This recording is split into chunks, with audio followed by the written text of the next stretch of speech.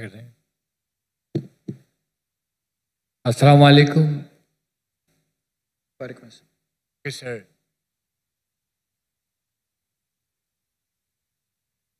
जी, अपना नाम और प्रोफेशन बताइएगा प्लीज़। अस्सलाम वालेकुम जाकिर सर, मेरा नाम नवीद इकबाल है और मैं फ्रंट एंड वेब डेवलपर हूँ, वेबसाइट डिज़ाइंस करता हूँ। सर मेरा सवाल आपसे है कि अपने तक़वे और तवक्कुल को मजबूत करने के लिए क्या करना चाहिए। मैं तकरीबन 16 साल से क्वाड्रिप्लेजिक हूँ। ऐसा आपका ज़रा सवाल दोहराएंगे। तकवा दूसरा सुना, पहला लफ्ज़ क्या था? तवक्कुल। तवक्कुल सुनो, उसके बाद दोनों एक ही हैं। यस जी, चाहे दोनों एक ही हैं, तवक्कुल और तकवा। यस हाँ वही ठीक है। बनाने के लिए क्या करना चाहिए? जी, मजबूत करने के लिए। जी, और अपने तकवे को और तवक्कुल को मजबूत करने के लिए क्या करना चाहिए? भाई साहब इकबाल ने पूछा है कि अपने तकवे और तवक्कुल को मजबूत करने के लिए क्या करना चाहिए। सबसे बेहतरीन है कुरान मजीद को समझ के पढ़ो। अगर आपको अरबी ज़बान पता है तो सिर्फ कुरान पढ़िए अरबी में, अरबी नहीं पता है तो उस कुरान मजीद का तर्जुमा पढ़िए।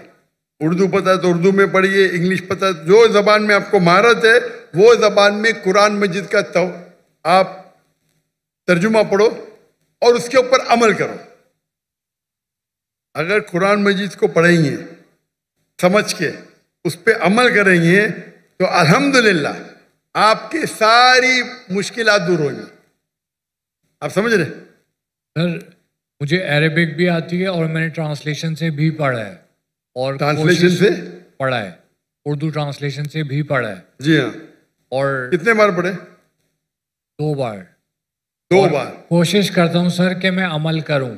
जी हाँ। लेकिन जितने भी लोग मुझसे मिलने आते हैं, कुछ लोग, मैं तकरीबन 16+ ईयर्स से क्वाड्रिप्लेजिक हूँ। जी हाँ। तो वो लोग बोलते हैं कि तुम्हारा ईमान इतना मजबूत करो कि अल्लाह तुम्हें चला दे। अल्लाह तुम्हें चला दे मतलब कौन बोलते हैं? जितने भी लोग मिलने आते हैं मोस्टली। तो आप उनकी बात के ऊपर यकीन करते हैं?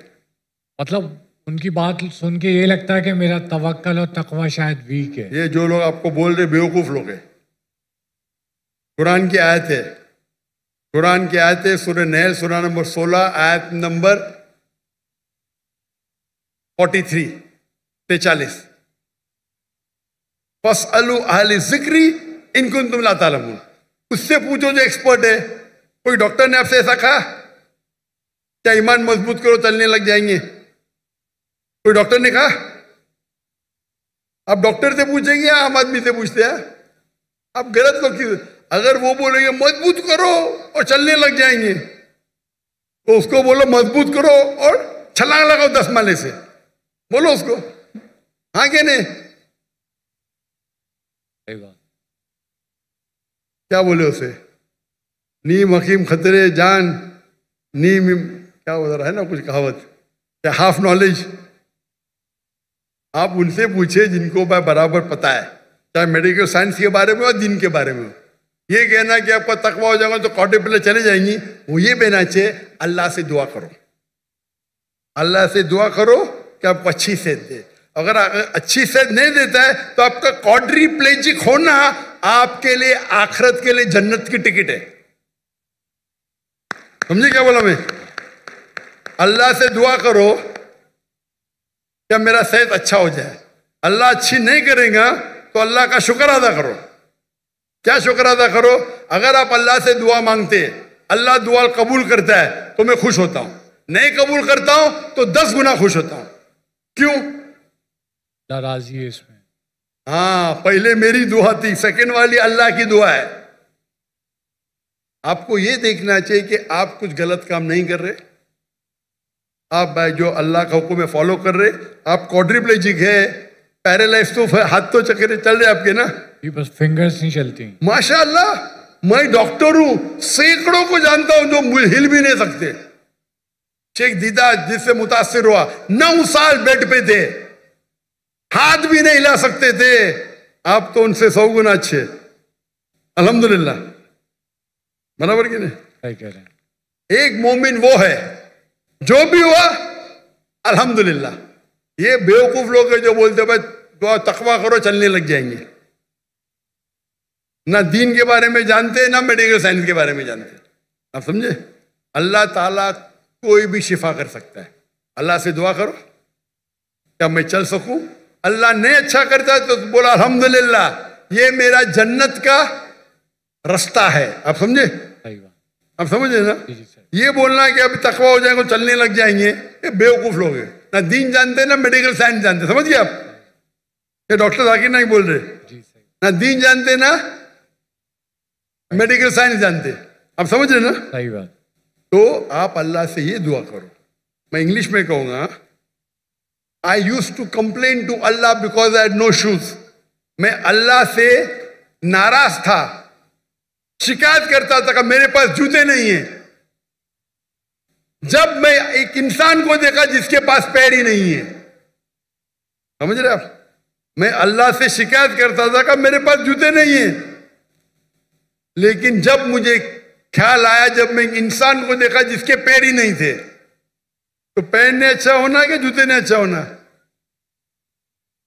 जूते ने अच्छा। अरे अल्हम्दुलिल्लाह, आप बात कर सकते। दीदा साहब बात भी नहीं कर सकते थे। आप हाथ हिला रहे, वो हाथ भी नहीं हिला सकते थे। सोच सकते दीदात, शेख दीदात, जिसकी पूरी स्पीच उनकी जान थी, वो पूरे पैरालाइज हो जाते, स्ट्रोक होता उनको। 9 साल तक के, 9.5 साल तक के बिस्तर पे थे, फिर भी दावत करते थे, अल्लाह का शुक्र अदा मानते थे। अल्लाह की मदद, तुम्हारे जैसे दोस्त नहीं थे उनके पास, नहीं तो बोलते थे दीदा साहब आप भी तकवा करो, आप भी चलने लग जाएंगे। क्या दीदा साहब का तकवा कम था?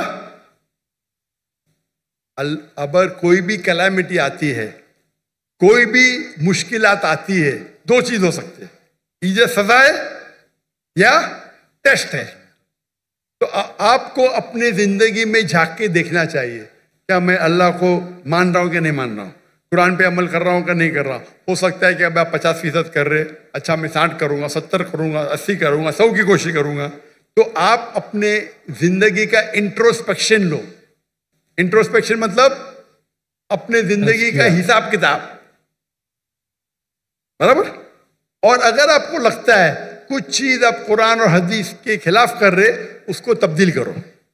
अगर लगता है सब चीज सही कर रहे, तो ये आपके लिए टेस्ट है। जितना डिफिकल्ट टेस्ट, उतना बड़ा रिवॉर्ड। एक आदमी बहुत अच्छे से दौड़ता है, आखिरत में जन्नत जाएगा। वो बनिस्बत एक आदमी व्हील चेयर पे लेकिन जन्नत में जाएगा, कौन सा बेटर है? एक आदमी दौड़ने में फर्स्ट क्लास है, गोल्ड मेडल मिलता है, लेकिन अल्लाह के अहकाम को फॉलो नहीं करा, वो जाएगा जहन्नम में। और एक इंसान है जो व्हील चेयर के ऊपर है, लेकिन अल्लाह के अहकाम को मानना, जन्नत में जाएगा। दोनों में से कौन सा बेहतर इंसान है? जो जन्नत में जाएगा, जो व्हील चेयर पे है। समझे आप? डिफ्रेंशिएट कैसे करेंगे कि सजाए या फिर टेस्ट है? आप ही कर सकते, मुझे थोड़ी आपके बारे में जानता हूं भाई। आप तो कुरान मजीद 2 बार पढ़ चुके ना। अल्हम्दुलिल्लाह। वो 2 बार में से कोई भी गलत करते हैं, यहां बोलो मत, करता हो तो चेंज कर दो। हाँ, कभी कभी सिगरेट पीते, बंद करो। कभी कभी शराब, आपने, मैंने बोलता हूं शराब पीते, हो सकता है, तो जो आपको नजर आता है उसको तब्दील करो। नहीं नजर आता है, ये मेरे टेस्ट है। जितना डिफिकल्ट टेस्ट, उतना बड़ा रिवॉर्ड है, बराबर ना? मुझे जब निकाह में हिजरत किया तो मैं अल्लाह का शुक्र अदा किया। मैं तहज्जुद में हर रात को दुआ करता हूं कि मेरी जान और मेरी माल अल्लाह के नाम पे कुर्बान। आधी दुआ सुन ली, माल छोड़ दिया, अभी हिजरत किया, मैं अभी जान जाने के लिए रुकी है, बस शहादत की मोह चाहता हूं। समझे कि नहीं? दुआ करता अल्लाह ताला आपको शिफा दे, अल्लाह ताला आपके लिए वो करे जो आखिरत में आपके लिए बेहतर हो, इंशाअल्लाह। और आप दुआ कीजिएगा कि अल्लाह मुझे खालिस नियत वाला दाई बनाए, इंशाअल्लाह इंशाअल्लाह। आमीन। नवीद इकबाल नाम है। आमीन आमीन इंशाअल्लाह। जज़ाकल्लाह खैर। आमीन। जी, ये सेंटर में कुछ लोग मौजूद हैं, अगर वहां से कोई सवाल लेना चाहें। राइट हैंड के ऊपर माइक मौजूद है। अपना नाम बताइए और प्रोफेशन। मैं रिवर्टेड हूँ हिंदुज़म से। मेरी फैमिली जो है वो हिंदू है। तो मेरा सवाल ये था कि जो पाकिस्तान में हिंदू है, पहले तो वो सेग्रीगेट हुए हैं बहुत सारे। कुछ उसमें गीता को मानते हैं, ठीक है, और कुछ मानते ही नहीं है। आप जो मुताला करते हैं हम सूरह इमरान का, तो उसमें आप जो कहते हैं कि कम टू कॉमन टर्म्स में आने के लिए हमें वेदास पढ़नी पड़ेगी। तो मैंने आपकी काफ़ी वीडियोस से जो काफ़ी नॉलेजली रिसर्च की, तो मैंने उनको रेफरेंसेस दिए, मगर उनका ये कहना है कि जैसे कुरान से पहले तौरात थी, ज़बूर थी, इंजील थी, हम उन पे ईमान लेते हैं, मगर अभी जो हमारी करंटली है वो कुरान है। और वो वैसे ही वो वेदास को इस तरीके से कहते हैं कि वो पहले की थी। मसला दूसरा ये भी कि ना उनको खुद को पढ़ना आती है, ना उनको समझ आती है, ना उनके जो रिलीजियस स्कॉलर्स है। अब वो पढ़ते गीता को है। अब गीता में इतनी ज़्यादा कोई तौहीद की बात नहीं है, या कोई मतलब कंपैरेटिव नहीं हम कर सकते उसको इस्लाम से कि वो इस्लाम की तरफ आए। तो आप कुछ मुझे इस तरीके से बताएं कि मैं उनको इस्लाम की तरफ ले आऊँ।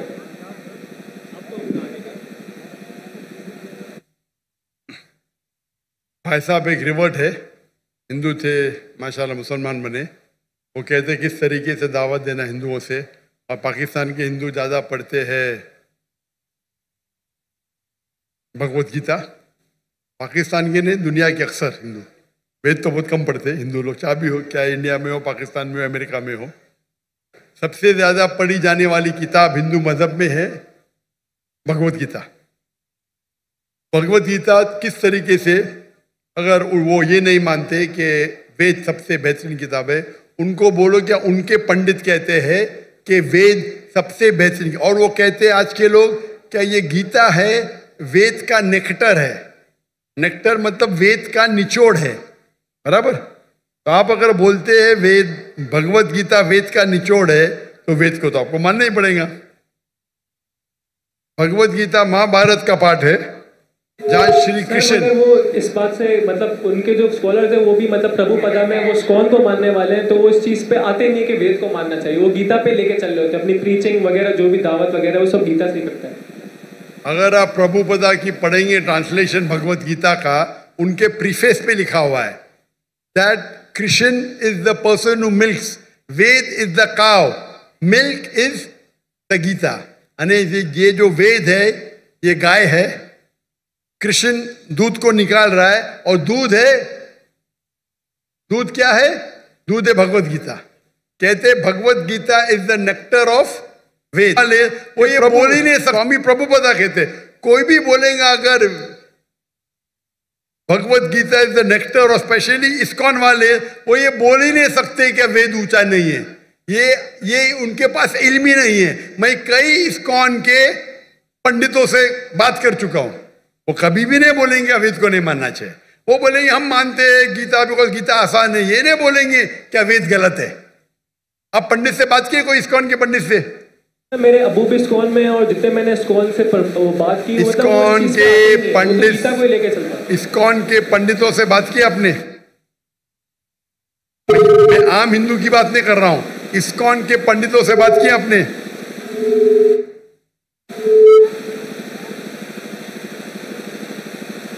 सर आप वापस रिपीट कर सकते हैं, आपने क्या बोला? आपने इस्कॉन के पंडितों से बात की? जी सर, मेरे अबू भी इस्कॉन में, और मैंने उनके पंडितों से बात की। तो क्या बोलते हो?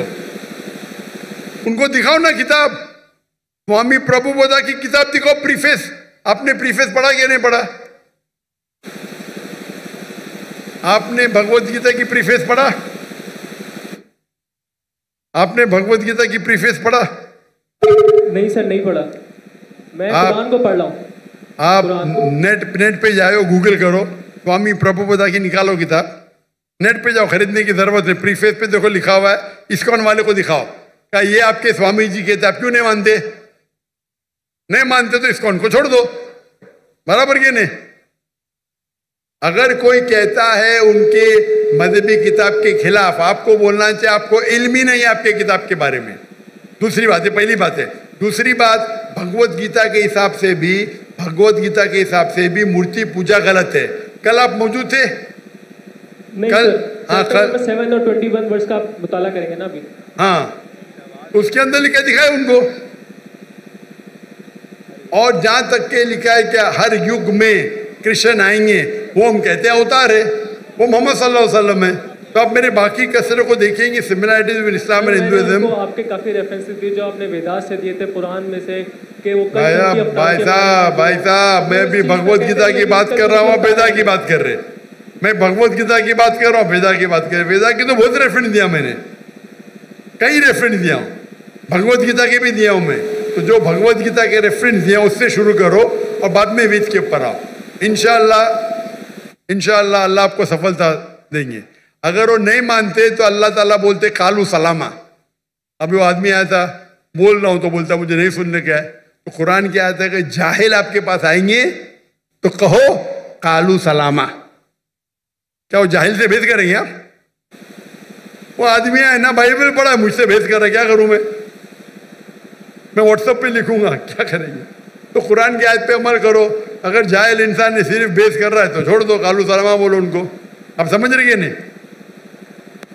बाकी इतने बड़े बड़े हिंदू स्कॉलर्स है, आप समझ रहे, सब बोलते हैं कि वेद सबसे हाईएस्ट है। इस्कॉन वाले भी बोलते हैं।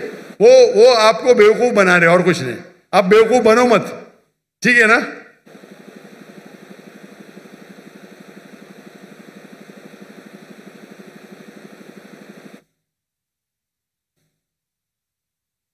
जी, आप कोई बात करना चाह रहे हैं?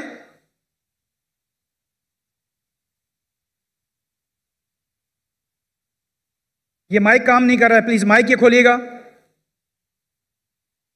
जी, माइक नंबर 1, ये मेरे राइट साइड के ऊपर जो माइक है इसको खोलिए। हेलो जी, अस्सलाम वालेकुम व रहमतुल्लाहि व बरकातुहू। अपना नाम बताइए। और मेरा नाम अमादुद्दीन है और मेरा प्रोफेशन है मेडिकल स्टोर फार्मेसी है, चलाता हूँ मैं। और मैं यहाँ कराची से 200 किलोमीटर दूर जामशोरो कोटरी से आया हूँ यहाँ। मैं डॉक्टर जाकिर नायक का बहुत बड़ा फ़ैन हूँ। मैं 15 साल से इनको सुन रहा हूँ।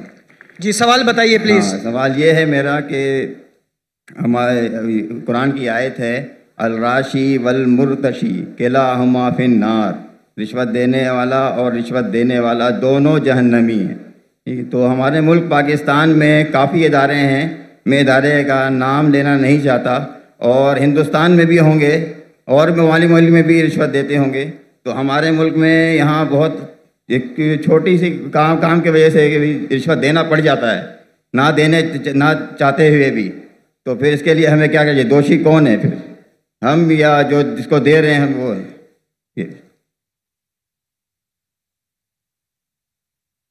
ऐसा आपने कोई कुछ चीज़ अरबी में कही और कहा कुरान में लिखा रिश्वत देने वाला और रिश्वत लेने वाला जहन्नम में।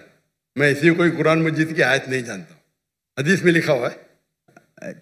कुरान मजीद में जहाँ लिखा है रिश्वत हराम है वो सूरह बकरा है, सूरा नंबर 2 आयत नंबर 188। अल्लाह ताला फरमाते डोंट यूज योर वेल्थ, आप अपनी दौलत का इस्तेमाल मत करो हाकिम जज को अपने जजमेंट से तब्दील करने के लिए ताकि आप दूसरे लोग की दौलत खा सके। Do not use your wealth as a bait for जजेस in order to eat other people's wealth. ये कुरान की आयत है, सूरह बकरा सूरा 2 आयत नंबर 188। ये जो बोले रिश्वत लेने वाला देने वाला नार में है, हदीस है, कुरान की आयत नहीं। जी सॉरी सर, आप समझे ना? जी सर। तो अरबी में आपने क्या बोला मैं समझा नहीं। हदीस में आता है, कुरान में भी रिश्वत हराम है, हदीस में भी आता है, लेकिन ये हदीस में कहा नहीं निकलेगा नार में जाएंगे। ये लिखा है कि आप अपनी दौलत को इस्तेमाल मत करो जज को बेट देने के लिए, रिश्वत देने के लिए, बेट रिश्वत देने के लिए, ताकि आप दूसरे की दौलत हजम कर सके। सूरा बकरा सूरा नंबर 2 आयत नंबर 188 188। जरा मेरी गिनती में जरा प्रॉब्लम, ठीक है? तो आपका सवाल था क्या रिश्वत देने वाला गलत क्या रिश्वत लेने वाला गलत? ये सवाल था आपका? जी सर। दोनों? जी सर, दोनों गलत, लेने वाला भी गलत देने वाला भी गलत। बहुत मजबूरी होता है कि इस वजह से देना पड़ जाता है सर, वरना काम नहीं होता। छोड़ दो काम को। आम तौर के ऊपर रिश्वत देना हराम है, लेकिन ये आयत का आप मुताला करेंगे तो कई उलमा कहते इसमें लिखा है आप रिश्वत मत दो अगर आप किसका माल हड़प कर सके, तो कुछ रिश्वत जायज है, कुछ मिसाल के तौर पे आपका लाइसेंस नहीं बन रहा है जी सर। और आप जानते हैं मैं गाड़ी चलाना जानता हूँ, ये हर टाइम मुझे पास करता है और फेल करता है। जी सर। उसके पहले मिसाल दूंगा, मैं पहली बार जब पाकिस्तान आया था 1991 में, तो मेरे पास जरा पुरानी जी सर 91 सॉरी सर 91 1991 जी 1991 में आया था मैं, तो मेरे पास बहुत लगे था, किताबें थे, कुरान थी। तो मैं ट्रेन में चढ़ा, ओवरवेट था, तो टीसी आता है, टिकट टिकट। उस टाइम तो कौन जाकिर नायक को जानता ही नहीं था, आज तो माशाअल्लाह जाऊंगा तो सब पहचानेंगे। उस टाइम कौन जानता ही नहीं था, टिकट टिकट ये क्या है, वजन करो ज्यादा हो गया। तो कूली मुझे बोला, भाई साहब जी सर। कूली ने बोला, भाई साहब मुझे 50 रुपया दे दो, मैं पास कराऊंगा। मैं बोला रिश्वत गलत है। तो वो टिकट वाले ने मुझे अंदर लेके गया, मैंने मेरी दावती काम शुरू किया। बाहर निकले, वो उसने कहा, वो टिकट कलेक्टर ने, एक शर्त पे आपको छोड़ूंगा, आपको मेरे साथ चाय पीना पड़ेगा। तो मैं बोला ठीक है। बाहर निकला चाय पी के, वो टिकट वाला कितना पैसा दिए, 100 रुपया दिए ना, नहीं दिया। कितना दिए, नहीं दिया। झूठ क्यों बोलता है, उसको यकीन ही नहीं कि टिकट वाला बिना पैसे मुझे छोड़ेगा। इतनी रिश्वत है यहाँ, आप समझे। जी सर। वो तो मुझे जानता ही नहीं था मैं डॉक्टर जाकिर नाइक हूं, बराबर ना। जी सर। कितना पैसा दिया, नहीं दिया। कितना दिया, बोलो ना साहब। 200 रुपया दिया, नहीं दिया। बोलो ना साहब। झूठ क्यों बोलता है, मुझे झूठ बोलते। अने सब पाकिस्तान को 100% पता है कि रिश्वत के बिना छोड़ेगा नहीं, लेकिन अल्लाह की जब मदद रहती है तो छूट सकता है, समझे आपने। मेरे पास कुरान की किताब थे, तर्जुमा थे, बांटने के लिए लेके आया था, समझे ना। तो ये गलत फहमी है कि रिश्वत के बिना काम नहीं होता है। माशाल्लाह मुझे तो रिश्वत देता ही नहीं, लेकिन उल्मा क्या कहते हैं कि अगर वो रिश्वत से आप दूसरे का हक नहीं मारते तो इजाजत है। मिसाल के तौर पे आपको लाइसेंस, गाड़ी का लाइसेंस है, आप गाड़ी चलाना जानते हैं, तो ये भाई रिश्वत दे के छोड़ेगा नहीं। आप रिश्वत देते तो आप गुनहगार नहीं, लेने वाला गुनहगार। सर यही पूछना था। लेकिन ये बहुत कम मौके से, बहुत कम। ओवरवेट के रिश्वत दूंगा तो मैं गुनहगार, क्योंकि मेरी गलती है, आप समझे ना। जी सर। अगर ओवरवेट को टिकट कलेक्टर में रिश्वत दिया, मैं क्या करूंगा, 500 दंड भरूंगा। मजबूरी क्या है भाई, ओवरवेट क्यों लेके गए आप, क्यों लेके गए। अभी आपको मिसाल दूंगा, मैं आ रहा था, हमारा 1000 किलो था। PIA के मैंने CEO से बात किया हूं, नाम नहीं लेता हूं। कौन, CEO, स्टेशन मैनेजर से, कंट्री मैनेजर से बात किया, डॉक्टर साहब आपके लिए कुछ भी करूंगा। मैं बोला ठीक है भाई, 6 लोग जा रहे थे। मैंने बोला भाई 500-600 किलो ज्यादा है। हाँ हाँ डरो मत, मुझे 50% डिस्काउंट दूंगा। मैं बोला भाई 50% डिस्काउंट के बदले में और 4 लोग को लेके आऊं, और सस्ता पड़ेगा ना।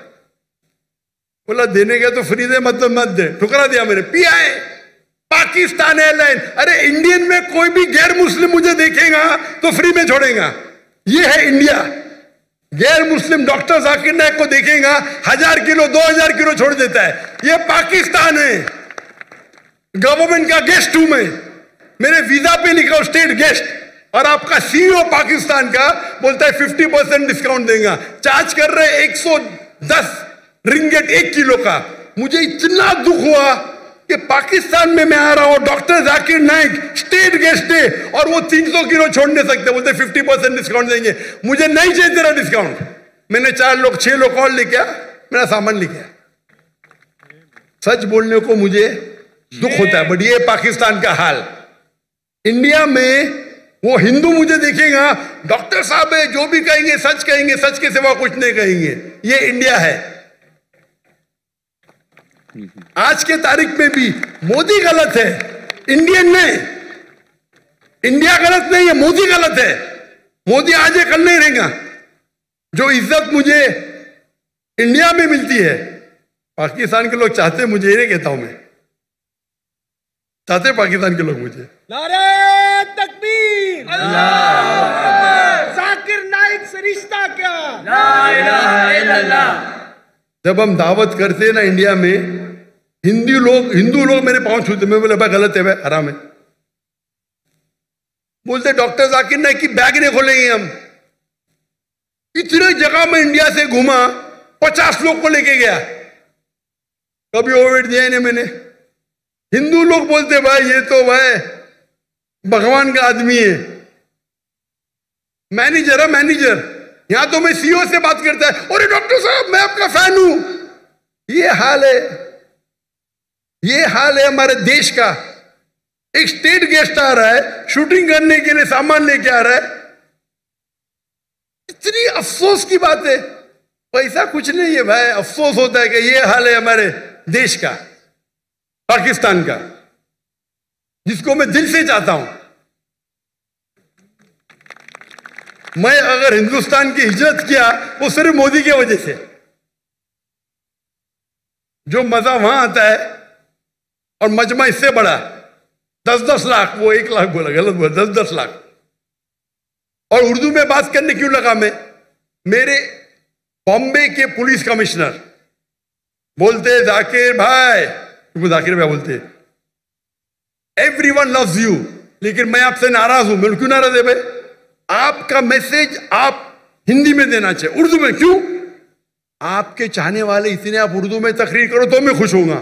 तो क्योंकि बंबई का हिंदू पुलिस कमिश्नर 2004 या 5 की बात है, मुझसे जबरदस्ती कर आप हिंदी में उर्दू में तकरीर करो तो मुसलमान और हिंदू सुधरेंगे। और फिर मैं शुरू किया तकरीर करने का उर्दू हिंदी में, एक हिंदू के बोलने से, उसकी मोहब्बत से। तो हिंदू और मुस्लिम में इतना अच्छा भाईचारा है इंडिया में। ये कुछ पॉलिटिशियन का प्रॉब्लम है, पॉलिटिशियन, ये पॉलिटिशियन लोग प्रॉब्लम करते हैं। तो मुझे मोदी से गिला शिकवा है,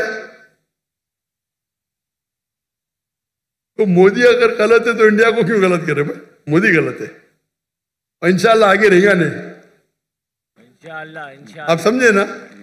तो आप अगर देखेंगे कि वहां भी हम जितने बड़े प्रोग्राम हम मुंबई में कि दुनिया में किधर नहीं किए, वो मोदी ने आके बन गया।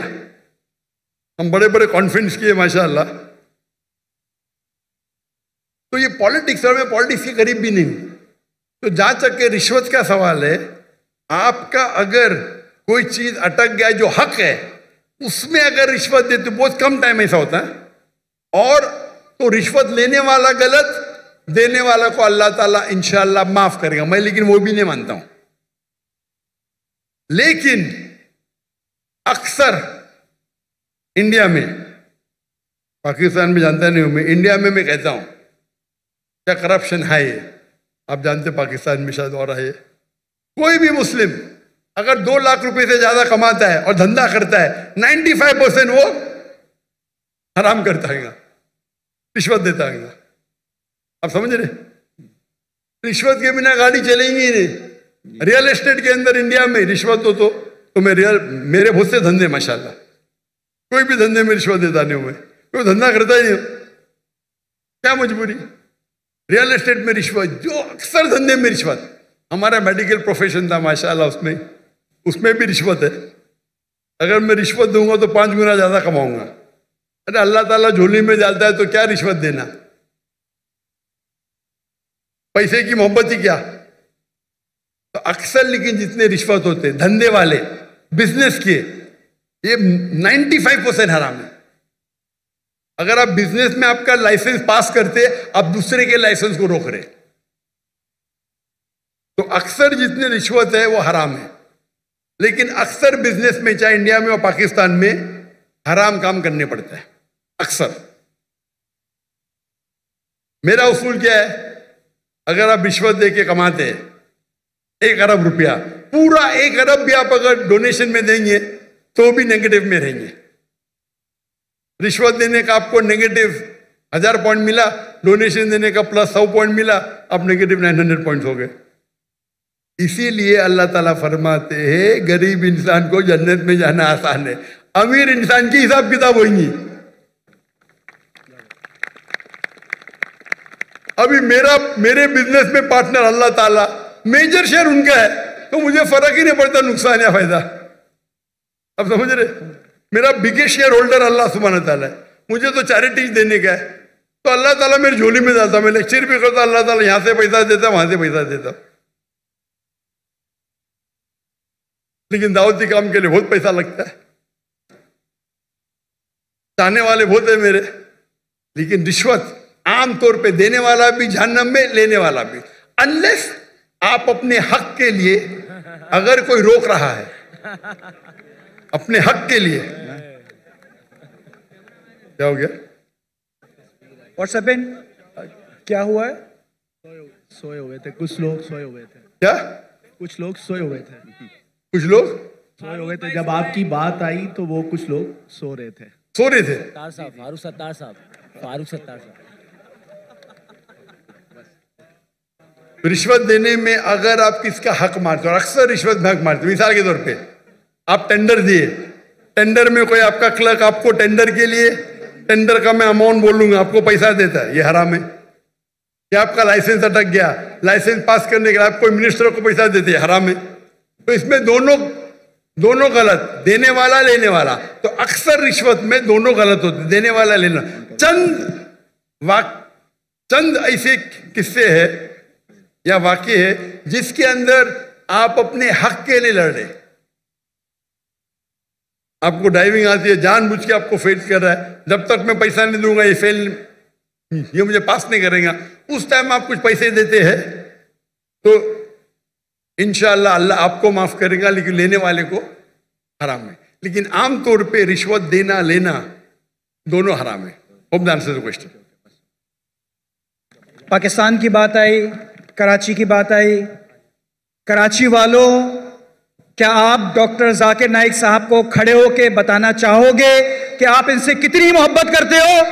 नारे तकबीर!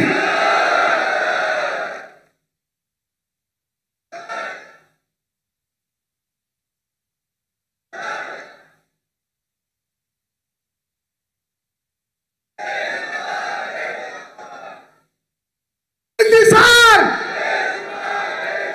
जाकिर भाई तेरे जान निसार, मोदी का जो यार है,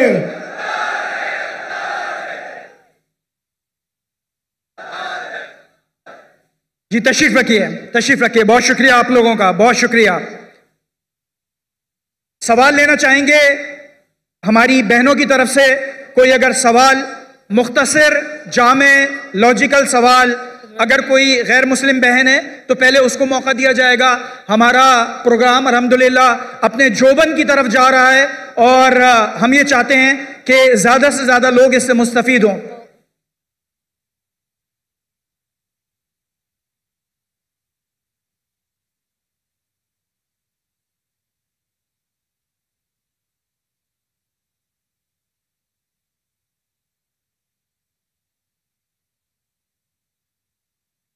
जी, ये माइक लेफ्ट साइड के ऊपर हमारी कोई बहन अगर मौजूद है, वहां पे सवाल पूछना चाह रही हैं।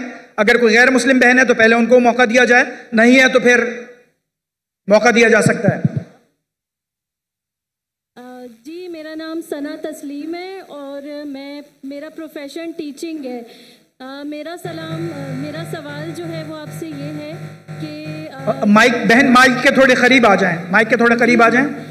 जी, तो मेरा सवाल डॉक्टर साहब से ये है कि जब भी रबीउल अव्वल आता है और 12 रबीउल अव्वल को जब हम 12 रबीउल अव्वल नहीं मनाते तो कुछ लोग ये कहते हैं कि जी, ये इख्तिलाफी सवालात से गुरेज करें, इख्तिलाफी सवालात से गुरेज करें। जी, माइक किसी और बहन को दीजिए। मेरा दूसरा सवाल ये है कि रफ़ा दैन के हवाले।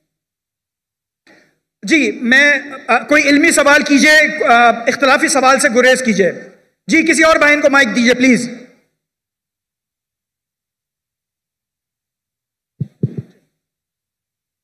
Assalamu alaikum wa rahmatullahi wa barakatuhu. My name is Tahira Ghazi. I'm subhanallah, born and brought up from Amsterdam city. And I came, subhanallah, 18 years back. I reverted to Islam. I would like to thank you, honestly, from the bottom of my heart.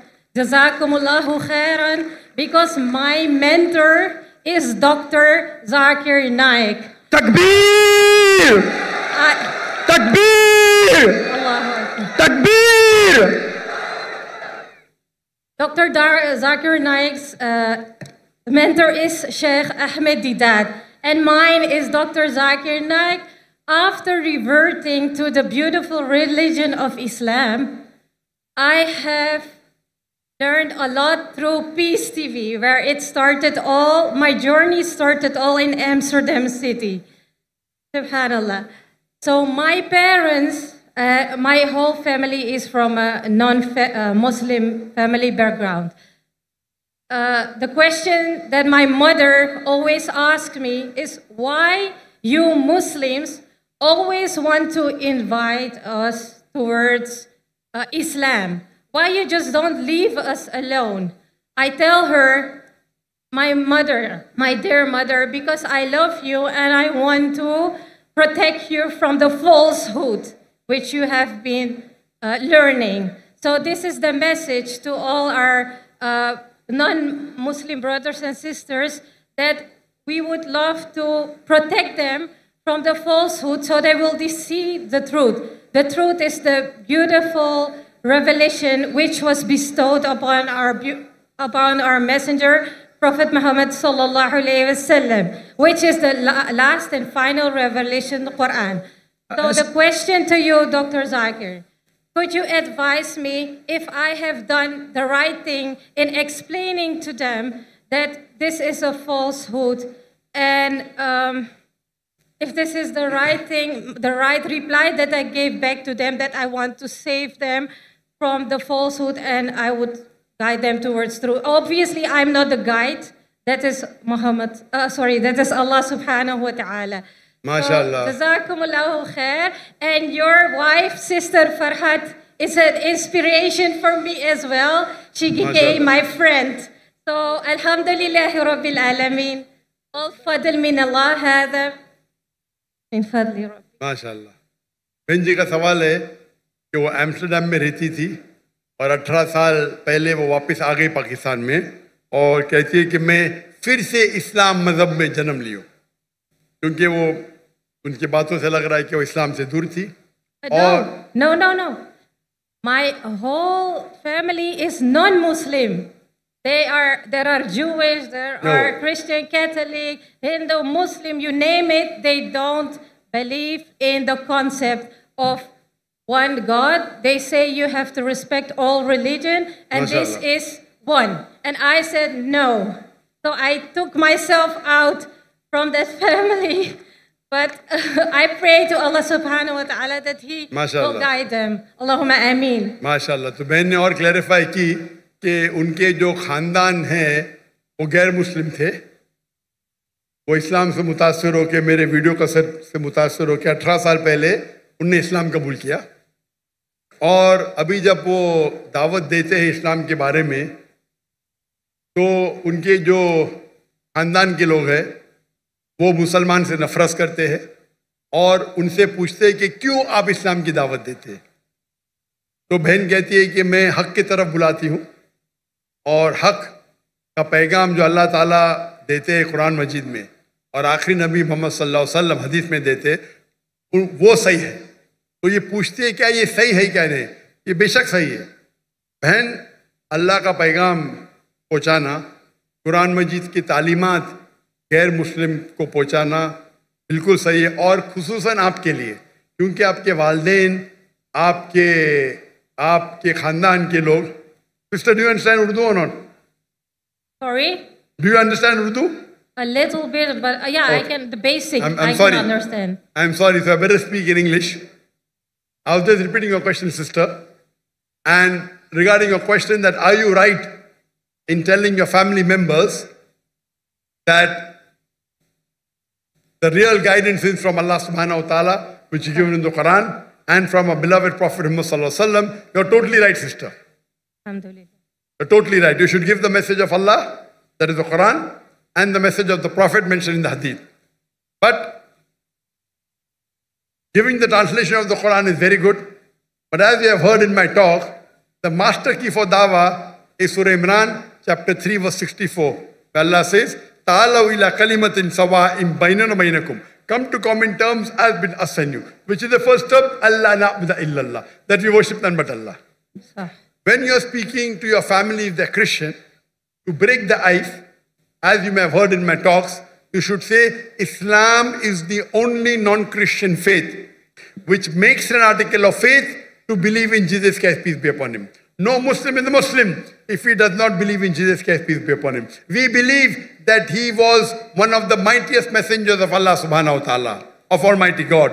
We believe that he was born miraculously without any male intervention, which many modern day Christians today do not believe. We believe that he gave life to the dead with God's permission. We believe that he healed those born blind and lepers with God's permission. The Christians and the Muslims are going together.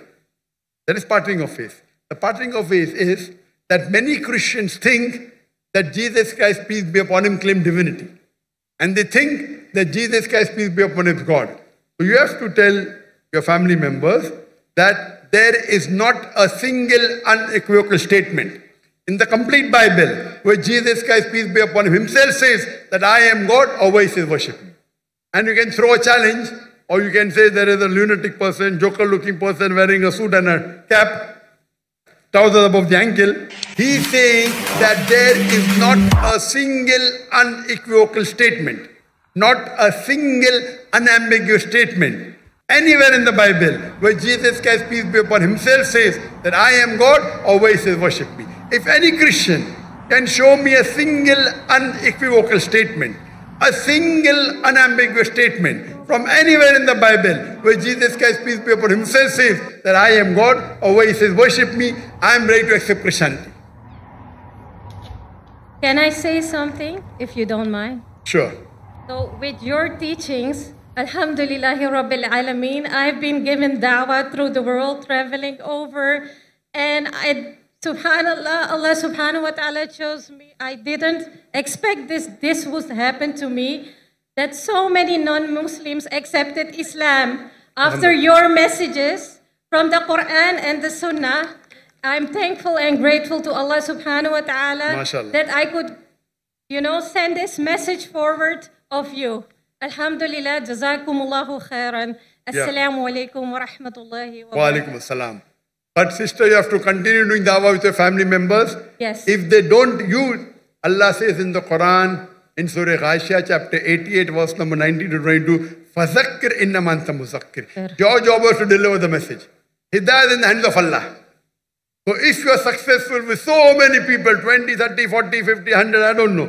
But if your family members aren't accepting, it is not in your hand. Our beloved Prophet Muhammad Sallallahu Alaihi Wasallam, he gave the message to his beloved uncle, Abu Talib, and it was his desire he accepted Islam. Even on his deathbed he did not. Yes. So when Prophet Muhammad could not do that, who are you and me? Nothing. Yes. So this proves that Hidayah is in the hands of Allah. Allah. And who is a better Da'i than our beloved Prophet Muhammad Sallallahu Alaihi Wasallam? We are not even 0.0001%. When Prophet could not convince then who are the person who protected the Prophet, it was because of his uncle Abu Talib, the father of Hazrat Ali, may Allah be pleased with him. He protected him. Why? Because of the culture, tribe. My nephew, anyone touches, I will stand there. He protected him with life, with wealth. Allah didn't give him hidayah. Prophet wanted.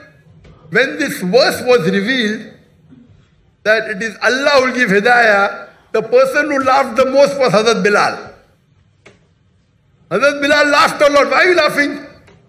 If hidayah was in the hands of somebody else, me, a black slave, would have been last. Hazrat Bilal, he was amongst one of the few first people to accept Islam. So hidayah is in the hands of Allah. But whatever dawah you do with your family, inshallah you will get reward. You may get more reward even than making someone else a Muslim. So you continue, sister. Allah will be with you, irrespective if they agree or not, you keep on continuing. And I pray to Allah subhanahu wa ta'ala, may He give you that, the technique, or that ability to make people accept Islam. And may I pray to Allah that may He give hidayah to your family members. I know you have Hope a that gift answers the for an question. Asian girl like me. Jazakallah khair. कोई और गैर मुस्लिम हमारा भाई या बहन अगर मौजूद है तो उनको पहले सवाल का मौका दिया जाएगा, और अगर वो नहीं है मौजूद तो ये मेरे सामने जो भाई खड़े हुए हैं ये मैं इनसे दरख्वास्त करूंगा ये सवाल करें। हमारे नॉन मुस्लिम भाई जी, अगर कोई नॉन मुस्लिम है तो बताइए हाथ खड़ा करके। जी, किस साइड के ऊपर? जी जी, माइक के करीब आ जाएं प्लीज। अस्सलाम वालेकुम। नॉन मुस्लिम भाई अगर हैं कोई हमारा? Rawal, BF general secretary. मेरी कास्ट भील दरावड़ कबीले से मैं वाबस्ता हूँ। मैं उमरकोट में रहने वाला हूँ। हाजी अली मुराद राजड़ MP है उसके गांव में। तो मेरा सवाल ये था कि आप मुसलमानों के 72 फिरकों में जब कोई हिंदू मुसलमान बनता है तो उसको कौन सा फिरका दिया जाए या कौन सा फिरका पहनाया जाए? ज़्यादा थोड़ी सवाल में गलती है तो मुजरत। भाई साहब ने बहुत अच्छा सवाल पूछा है, बहुत अहम सवाल। उसने कहा कि अगर मैंने सही सुना, मैं ढूंढ रहा था किधर है, पता चला का बारादरी में। अगर मैं सही सुना, उन्होंने कहा कि इस्लाम में 72 फिरके हैं और अगर कोई गैर मुस्लिम बनता है तो कौन से फिरके में दाखिल हो। भाई साहब, इस्लाम में 72 फिरके नहीं हैं। ये इस्लाम में नहीं लिखा है कि इस्लाम में 72 फिरके, कुरान में भी नहीं लिखा है, हदीस में नहीं। अल्लाह के रसूल फरमाते हैं कि मुसलमान 72 फिरके में बटेंगे। अल्लाह के रसूल ने ये नहीं कहा कि बनाओ फिरके। कुरान मजीद में लिखा है फिरका बनाना हराम है। सूरह अनाम सूरा नंबर 6 आयत नंबर 158 159 159 वहां लिखा है कि जो भी फिरके बनाएगा ये रसूल तुझको उससे लेना देना कुछ नहीं, अल्लाह ताला उसे देखेगा। कुरान के कई आयतें फिरके बनाना हराम है, उसके बावजूद तिरमिज़ी की सही हदीस है, हदीस नंबर 171, जहाँ अल्लाह के रसूल फरमाते कि मुसलमान 72 जिस तरीके से ईसाई ने या यहूदी ने 71 फिरके बनाए, ईसाई ने 72 बनाए, मुसलमान 73 बनाएंगे, 73 नॉट 72 73 73। तो अल्लाह के रसूल फरमाते क्या मुसलमान बनाएंगे, अल्लाह के रसूल ने ये नहीं कहा क्या बनाओ। आप समझ रहे? कुरान में साफ कहा गया है फिरके बनाना हराम है। अल्लाह ताला फरमाते सूरह इमरान में सूरा नंबर 3 आयत नंबर 103 में वातसिमू बिहब्लिल्लाहि जमीअन वला तफरकू, अल्लाह की रस्सी को मजबूती से पकड़ो और आपस में मत बंटो। अल्लाह की रस्सी क्या है? कुरान और सही हदीस। तो फिरके बनाना हराम है इस्लाम में, लेकिन फिर भी बनाएंगे। आपका सवाल है अगर कोई गैर मुस्लिम बनता है तो कौन से फिरके में जाएगा? वो मुसलमान बनेगा। कुरान की कई आयतें कौला इन्ननी मिनल मुस्लिमीन, कहो कि मैं मुस्लिम हूं। कुरान में कहां नहीं लिखी कि बाकी कुछ कहो। तो इस्लाम एक ही मजहब है। अगर कोई गैर मुस्लिम अपनी मजहब को तब्दील करेगा, हम कहेंगे उसे इस्लाम में दाखिल हो। अपने आप को क्या बोलो? मुसलमान, मुस्लिम, फुल स्टॉप। अगर कोई शख्स नदवा से पढ़ा, अपने आप को नदवी बोलता, मुझे कोई एतराज नहीं। कोई देवबंद से पढ़ा, देवबंदी बोलता, मुझे कोई एतराज नहीं। मदीना से पढ़ा है, मदीनी बोलता, मुझे कोई एतराज नहीं। दीनी लक़ब से मुस्लिम, सिर्फ मुस्लिम। हम मुसलमान एक साथ होना चाहिए, दुनिया भर में बटे हुए, चाहे पाकिस्तान हो, चाहे हिंदुस्तान हो, कोई भी स्थान हो, हम मुसलमान आपस में क्यों झगड़ रहे? जैसे कि मैंने कहा कल और पहले भी, ये जो चारों अइम्मा हैं, इमाम अबू हनीफा, इमाम मालिक, इमाम शाफी, इमाम अहमद इब्न हम्बल, हम चारों की इज्जत करते। चारों बड़े बड़े उलमा थे, कई अइम्मा थे, बट ये चारों के जो तुलबा थे उन्होंने और फेमस किया। ये चारों अइम्मा माशाअल्लाह अपने जहन से हमें दीन समझाने लगे। और मेरे नजदीक जब मैं ये चारों अइम्मा की किताबें पढ़ा हूं और उलमा के साथ मैं स्टडी किया हूं, मेरे वालिद शाफी थे, मैं रत्नागिरी से हूँ, बॉम्बे में पैदाइश है, तो बचपन में शाफी पढ़ाने आते थे मैं। बट मेरे वालिद माशाअल्लाह बहुत खुले ज़हन के थे, वो सारे उलमा से बहुत करीब थे और घर पे एवरी सेकेंड डे उलमा आते थे, हनफी आते थे, शाफी आते थे, अहले हदीस आते थे माशाअल्लाह। मुझे याद है कि बचपन में मैं मुजाहिदुल कासमी, काजी मुजाहिदुल कासमी हनफी फिक के बड़े फ़कीह है, इंतकाल हो गया, अल्लाह उन्हें जन्नत फिरदौस नसीब फरमाए। तो पहले बार जो सीखा मैं हनफी मज़हब के बारे में वो थे काजी मुजाहिदुल कासमी के साथ, फिर अली मियां नदवी के साथ घर पे आते थे, मैं उनको मिलने जाता था जब वो मुंबई आते थे। भाई मौलाना पारेख है, ये सब लोग से ताल्लुक थे। फिर मुख्तार नदवी साहब अहले हदीस के अमीर, मेरे वालिद साहब जितने अमीर है सब लोग को माशाअल्लाह या घर पे आते थे, हम उनको मिलने जाते थे। और मैं तो बच्चा था पहले, 15 साल का, 20 साल का, 25 साल का फिर हुआ, और मैं इनसे सीखता था। मैं कोई मदरसा नहीं गया, लेकिन बड़े बड़े उलमा के साथ में बैठा और दीन सीखा। फिर सऊदी अरेबिया गया, शेख अब्दुल अजीज फ़रैफ़ी, शेख सालिम मुनज्जिद, उनका मयार कुछ अलग है। शेख ददू मालकी स्कॉलर है, दुनिया में आज लोग कहते हैं नंबर 1 पे का 2 पे, लेकिन टॉप 5 में तो है ये सब लोग। उनसे बैठे, उनके साथ सीखे, ज़हन खुला। सबसे पहली बार जब मैं अरबी सीखने गया था, अरबी में महारत मुझे नहीं है, डॉक्टर फ़ा अब्द रहीम इंडिया से है, लेकिन उनने एक नया शुरू किया था मदीना यूनिवर्सिटी में गैर अरब को अरब सिखाने के लिए।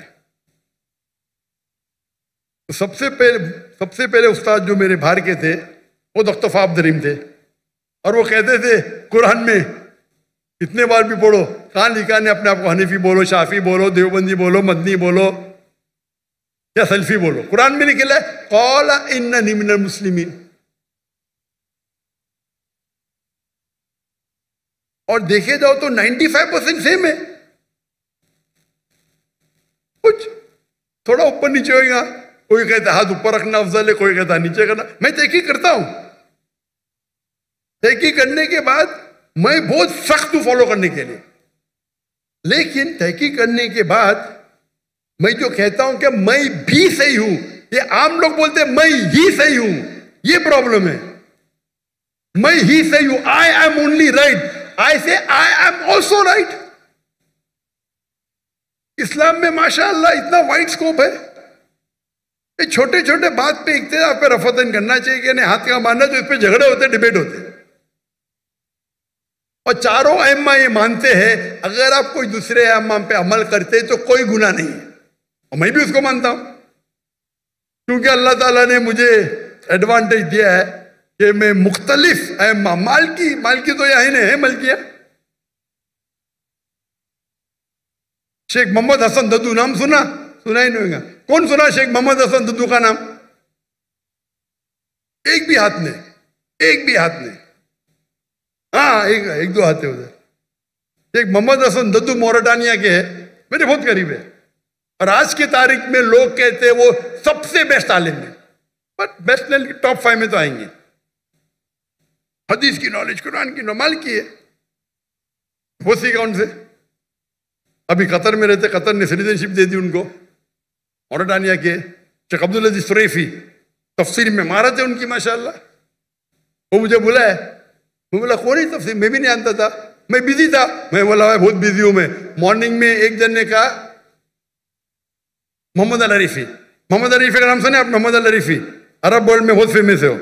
मैं बोला बहुत बिजी हूं, मैं मॉर्निंग में आ सकता हूं? अच्छा 7 बजे आओ ब्रेकफास्ट के लिए। 7 बजे गया। शेख अब्दुल अजीज फ़रैफ़ी बोले कभी भी आएंगे चलेगा। मैं बोला अच्छा मैं आता हूँ 12 बजे। 12 बजे गया, 4 बजे तक ये था। मुझे पता नहीं कौन थे शख्स, बाद में पता चला इतने आलिम मेरे से यंग है, उनका इल्म, वो कहने लगे मेरे कोई पाकिस्तानी स्टूडेंट से आपकी इतनी तारीफ की है, फिर मैं आपका तर्जुमा देखा वीडियो पे और मेरी ख्वाहिश है आपसे मिलने की। मैं उनके इल्म के हिसाब से 0.0001% भी नहीं हूं। ये उल्मा है, शेख अब्दुल अजीज सुरैफी, शेख साले मुनज्जिद, इस्लाम Q&A, इस्लाम Q&A सुने .info, सबसे फेमस वेबसाइट फतवे के बारे में। वो फतवा भी देंगे तो बोलेंगे अबू हनीफा ने ये कहा, इमाम शाफी ने ये कहा, अच्छा ये चीज अफजल है। ये तरीका है आपस में झगड़ने का थोड़ी। तो वो लोग को देखो, इतने बड़े बड़े आलिम कभी भी नहीं कहते मैं आप हनीफी है, अगर पढ़ते रफत नहीं करते नो प्रॉब्लम, वो कहीं ठीक हमारे नजदीक ये अफजल है। ये इख्तिलाफ क्यों है? इख्तिलाफ है क्योंकि there is a difference of फिक्र। अभी कोई फॉलो करेगा एलोपैथी, कोई फॉलो करेगा यूनानी, ये 95% सेम है। और जो इख्तिलाफ भी है वो छोटी छोटी बात पे, फरूरी बात पे, उसके ऊपर झगड़ने की जरूरत क्या है? मैं तो सारे उलमा से मिलता हूं, मुझे कोई प्रॉब्लम नहीं, इल्म हासिल करता हूं, और वो मुझे इज्जत देते तो मुझे शर्म आती, वो मेरा माथा चूमते तो मुझे शर्म आती। इतने बड़े आलिम बोलते नहीं नहीं आप तकाबले अध्ययन में माहिर है। अरे भाई मैं माहिर नहीं हूं, मैं स्टूडेंट हूं भाई। वहां के बड़े बड़े अरबोपति, बिलियनर मेरे गाड़ी का दरवाजा खोलते, शर्म आती। अरब लोग अल्लाह ने इज्जत दी है, तो दीन की कदर करते, नौकदाई की कदर करते, शर्म आती है। जहां तक के मुसलमान है, जो गैर मुस्लिम देखता है वो यही देखता है कि हनफी है कि शाफी है कि देवबंदी है कि बरेली है। वो मुसलमान है, मारो, हम आपस में झगड़ते। हम अगर एक हो जाएंगे, हम मुसलमान एक हो जाएंगे, तो कोई माई का लाल हमें कुछ छू नहीं सकता है।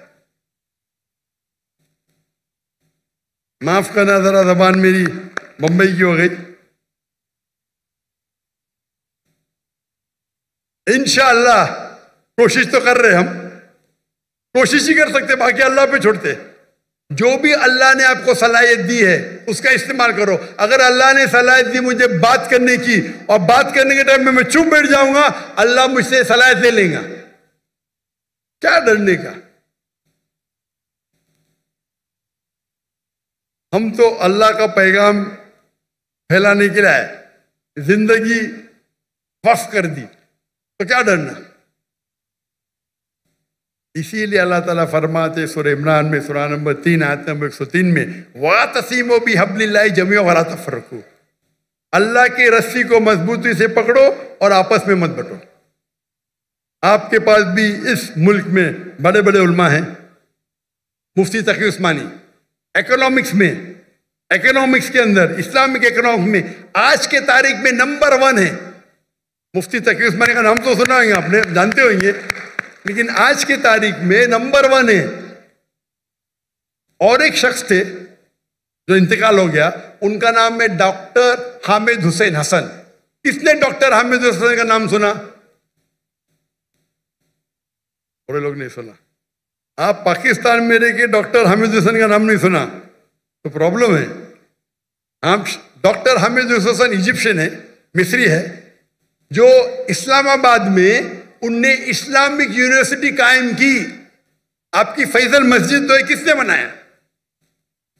डॉक्टर हामिद हुसैन हसन इकोनॉमिक्स के माहिर है। शेख तकी उस्मानी, मुफ्ती तकी उस्मानी, अरब वर्ल्ड में शेख बोलते, इंडिया पाकिस्तान में मुफ्ती मौलाना बोलते, तो शेख अलग अलग लक़ब देते। ये दोनों माहिर है, फादर ऑफ इस्लामिक इकोनॉमिक्स। उनने 19 साल, वो कहते थे, मुझे काफ़ी करीब थे मेरे, अभी इंतकाल हो गया, 19 साल इस्लामाबाद में वो थे और बेनज़ीर भुट्टो से लैंड ली और $500 बिलियन कलेक्ट किया बाहर से और इस्लामिक यूनिवर्सिटी कायम की। तो जब मैं 1991 में आया था तो मैं बोला मैं जाके दिखूं से, तो वहाँ डॉक्टर अनीस अहमद रेक्टर थे। अभी इस्तिकबाल करने के लिए अभी के जो लेक्चर है डॉक्टर मोहम्मद इलियास, माशाअल्लाह, उनको मुलाकात हुई थी मेरी। तो आपके मुल्क में भी माशाअल्लाह जो लेक्चर है डॉक्टर मोहम्मद इलियास, माशाअल्लाह, हम हमारे स्कॉलर्स की इज्जत नहीं करते। जो लेक्चर है डॉक्टर मोहम्मद इलियास, माशाअल्लाह, अगर हम उल्मा की इज्जत करेंगे, दाई की इज्जत करेंगे, इंशाअल्लाह अल्लाह ताला आपका भी औहदा बढ़ाएंगे। उल्मा की इज्जत करेंगे और मेरी हमेशा ख्वाहिश है इंशाअल्लाह अल्लाह ताला आपके स्कॉलर्स को मिलना। तो 1991 में मैं आया था डॉक्टर ईसार अहमद को मिलने और मिलके मेरी जिंदगी बदल गई। एक शेख दीदात थे, दूसरा डॉक्टर ईसार अहमद थे और मेरा शौक है उल्मा से मिलना। तो जहाँ भी जाता हूँ उल्मा से मिलता हूँ। उल्मा से मिल के अल्लाह ने थोड़ी सी नॉलेज मुझे भी दे दी। लेकिन मैं मुख्तलिफ उल्मा से मिला, मुख्तलिफ, हनफी, शाफी, हम्बली, मलकी, सलफी, अहले हदीस, माशाअल्लाह। चंद लोगों को मौका मिलता है जैसा अल्लाह ने मुझे दिया।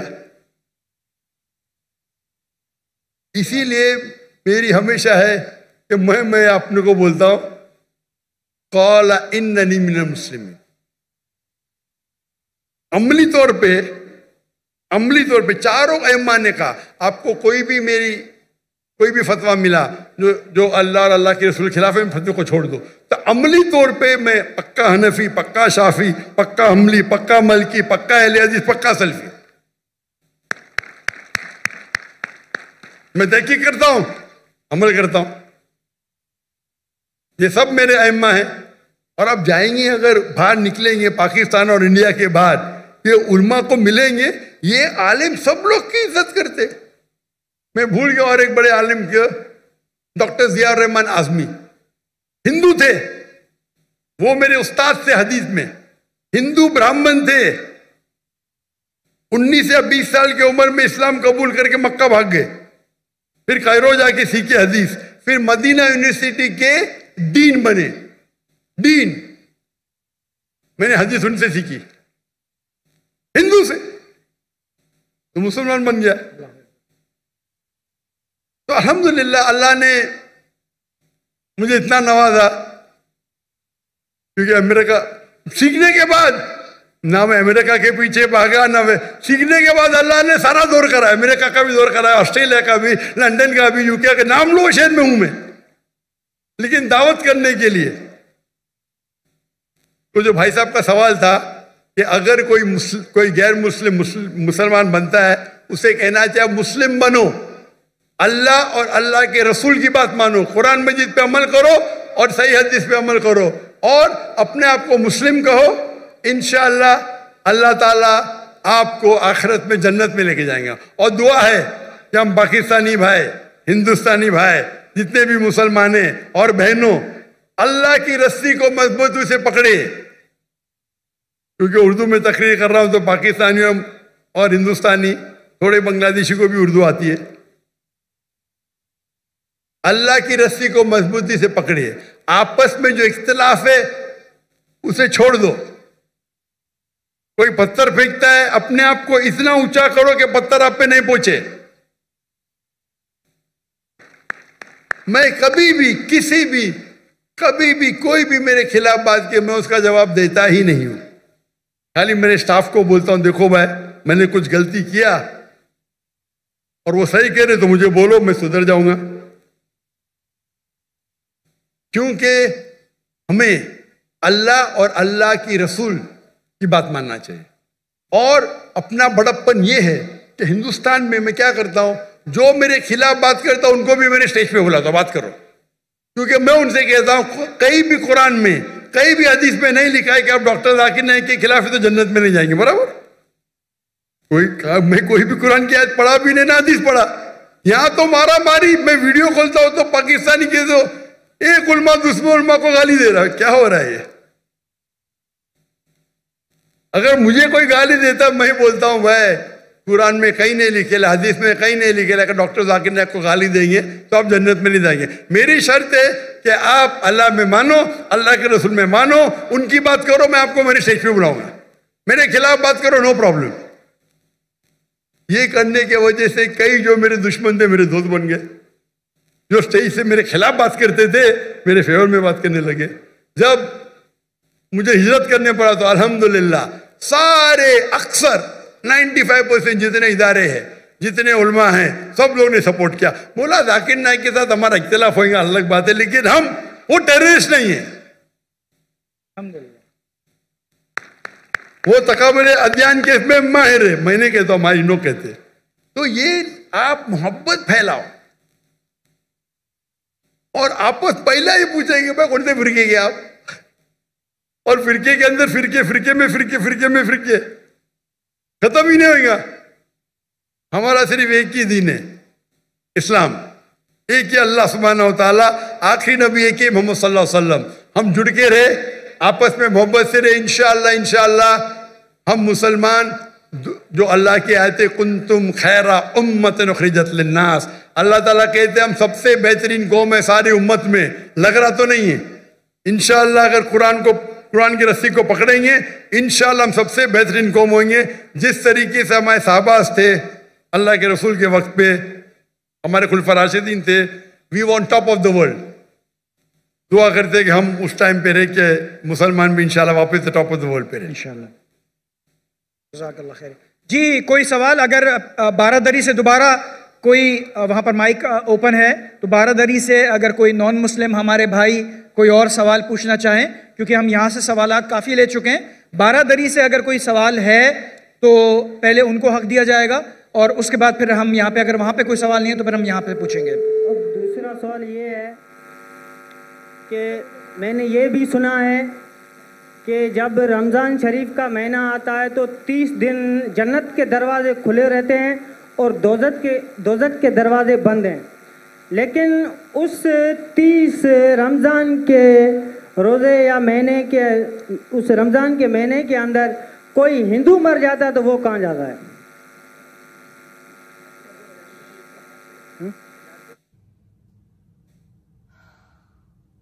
ऐसा एक अच्छा सवाल है और वो सही सवाल है। सवाल क्यों कभी बोलना नहीं चाहिए कि ये गलत है, गलत सवाल है, गलत है तो साबित करना चाहिए। भाई साहब कई सवाल है और ये कोट कर रहे हैं हदीस की, और कई हदीस है अल्लाह के रसूल की, बुखारी में और बाकी हदीस, कि रमज़ान में अल्लाह सुब्हानहू व तआला जन्नत के दरवाजे खोलता है और दोज़ख के दरवाजे बंद होते हैं। भाई साहब ने एक हदीस बोलने भूल गए कि शैतान भी कैद रहते, तो 3 सवाल साथ में है कि अल्लाह ताला शैतान को कैद करता है। तो भाई का सवाल है कि अगर रमज़ान के 30 दिनों में कोई हिंदू मरता है तो किधर जाएगा, वो कहाँ जाएगा? कोई सवाल पूछता है कि अगर शैतान इस चेंड मतलब कड़ी, हथकड़ी तो नहीं बोल सकते, कड़ी चेन, शैतान चेन से बंधा हुआ रहता है। तो शैतान चेन से बंधा होता है, फिर भी हम देखते गुनाह होते हैं। भले रमजान में गुनाह कम होते, गुनाह तो होते हैं ना। तो शैतान जब चेंज होता है तो गुनाह कैसे होते हैं, ये भी सवाल है कि नहीं? अगर शैतान अल्लाह ताला चेंज करता है रमजान में, ये तो रमजान में फिर भी चोरियां होती क्या नहीं? कम होती है, फिर भी लोग शराब पीते कम पीते। तो जब शैतान चेंज है तो कैसे ये गलतियां होती है, कैसे ये गुनाह होते हैं? जहां तक ये पहले सवाल का जवाब है कि दोज़ख के दरवाजे बंद होते और जन्नत के दरवाजे खुल जाते। अगर कोई हिंदू रमजान के महीने में मरता है तो कहाँ जाएगा? वो जाएगा पहले बरज़ख में। कहाँ जाएगा? बरज़ख मतलब इंटरम पीरियड। इंसान मरने के बाद जन्नत में डायरेक्ट नहीं होता है, वो बरज़ख में रहता है। बाद में हशर के मैदान में सब उठाए जाएंगे, हिसाब किताब होगा। फाइनल सूरह इमरान सूरह नंबर 3 आयत number 185। The final recompense is on the day of judgment. कुल्लु नफ्सिन ज़ाइक़तुल मौत, हर नफ्स की मौत होगी। आखिरी हिसाब किताब होगा फाइनल, कभी on the day of judgment. क़यामत के दिन पे। और जो भी कोई जहन्नम की आग से बचेगा और जन्नत जाएगा, वो इस दुनिया में सफलता पाएगा। ये कुरान की आयत है। फाइनल हिसाब किताब कब होगा? यौमुल क़यामा में, इधर नहीं। तो रमजान में अगर बंद भी है तो वो जाने वाला है बरज़ख में। बाद में तो खुलेंगे ना रमजान के बाद। रमजान के बाद तो दरवाजे खुलेंगे कि नहीं? जी हाँ, खुलेंगे ना। तो अगर उसने शिर्क किया, अल्लाह और अल्लाह के रसूल की बात नहीं माना, तो उसको बरज़ख में पहले पड़ेंगे, उसको सजा मिलेंगी बरज़ख में। जन्नत के दरवाजे खुले रहेंगे, दोज़ख के दरवाजे भी खुल जाएंगे तो जब टाइम आएगा तो दोज़ख में जाएगा। बिल्कुल। ये सवाल तो आसान था। ये दूसरा सवाल और पेचीदा है। अगर शैतान चेंड है तो गलतियां कैसे होते? फिर भी तो गुनाह होते कम होते। अब सर्वे करेंगे तो रमजान में गुनाह कम हो जाते दुनिया भर में। इसने सर्वे किया था, जब शैतान चेंड है फिर भी कैसे गुनाह होते? और ये सवाल मुझे बहुत परेशान किया। जब मैं दावती मैदान में अल्हम्दुलिल्लाह किसी ने पूछा नहीं, बहुत परेशान किया, लेकिन अल्लाह ने जवाब दे दिया। और रिसर्च किया, कहाँ पढ़ाने में जवाब ढूंढा, आलिम से पूछा, सही है? बोले माशाअल्लाह क्या जवाब है।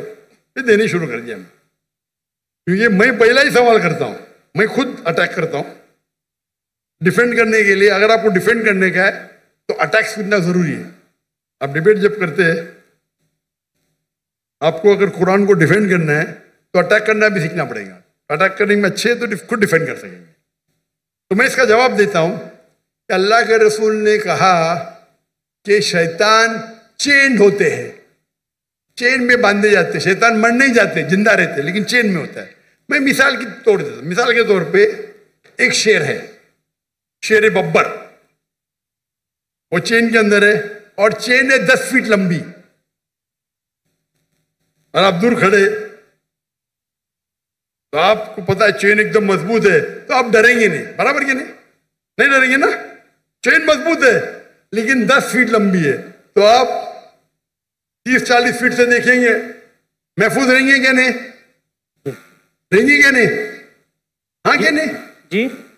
अगर शेर बब्बर या शेर जी चेन है और 10 फीट लंबी चेन है जी, आप 30 फीट से दूर है, चेन मजबूत है, आप महफूज रहेंगे क्या नहीं?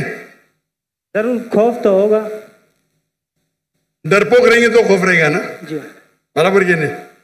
ऐसा तो शेर के बिना भी आपको खौफ आ सकता है भाई। कुत्ते को देख के भाग जाएंगे आप, बिल्ली को देख के भागेंगे, लेकिन अगर आप 30 फीट दूर है तो आप महफूज है क्या नहीं? हाँ क्या नहीं? हाँ क्या नहीं? बिल्कुल बिल्कुल बिल्कुल बिल्कुल। अब याद, लेकिन अगर आप शेर के करीब जाएंगे तो क्या आएगा? खाएगा। तो अल्लाह के रसूल जब कहते हैं कि रमजान में शैतान चेंड है, उसका मतलब आप शैतान के करीब मत जाओ। आप रमजान में बोलेंगे नहीं मैं जुए के अड्डे में जाऊंगा, रमजान है मैं शराब के अड्डे पे जाऊंगा, तो आप शराब पीएंगे, तो गलती किसकी? हमारी, आपकी। तो रमजान में जो शैतान का पावर कम रहता है, बट शैतान मरने जाते, चेंड रहते मतलब आप महफूज है अगर दूर है, लेकिन आप शेर के मुंह में हाथ डालेंगे वो चेन में भी तो आपको खा लेंगे, बराबर की नहीं? तो रमजान में आपको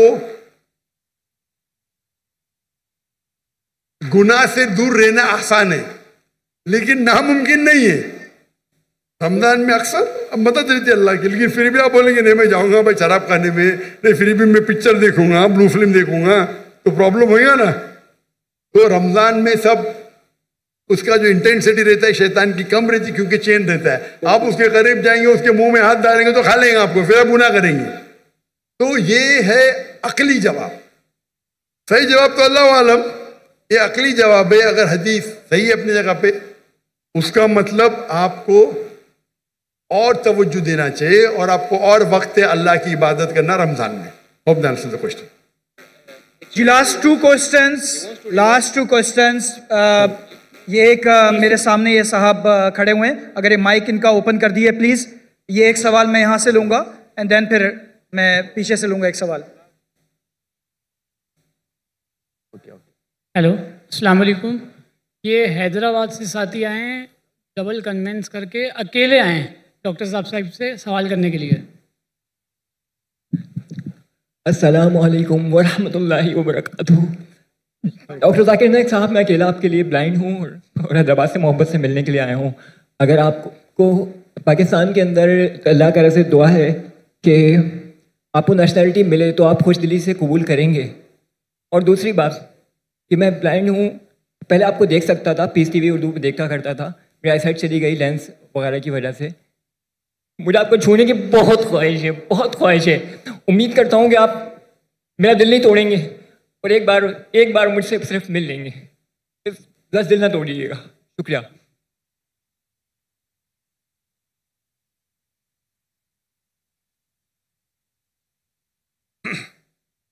भाई साहब ने कहा कि वो पीस टीवी देखते थे कि जब उनकी रोशनी थी, अभी रोशनी उनकी चली गई और वो मुझसे मोहब्बत करते। मैं भी आपसे मोहब्बत करता हूँ।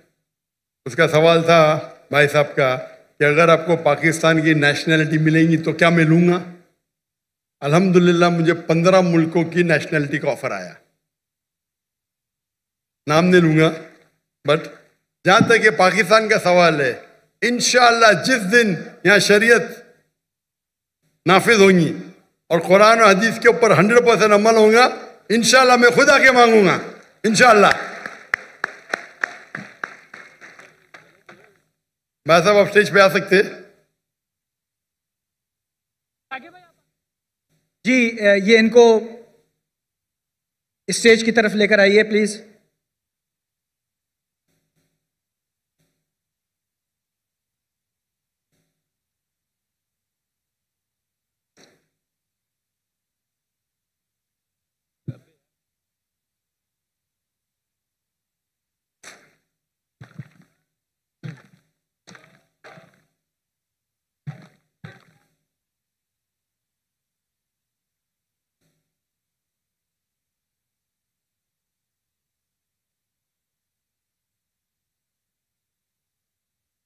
जज़ाकल्लाह खैर।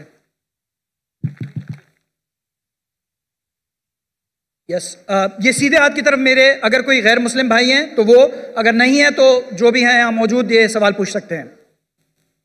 बिस्मिल्लाहिर्रहमानिर्रहीम। Sir, my name is Mohammedur Rashid bin Mufti Tayyib Muawiya. I belong to Shurabad, Multan. So, sir, I am currently a student of Islamic Studies and currently I joined your Dawah training program. So, sir, we are currently working against the atheism.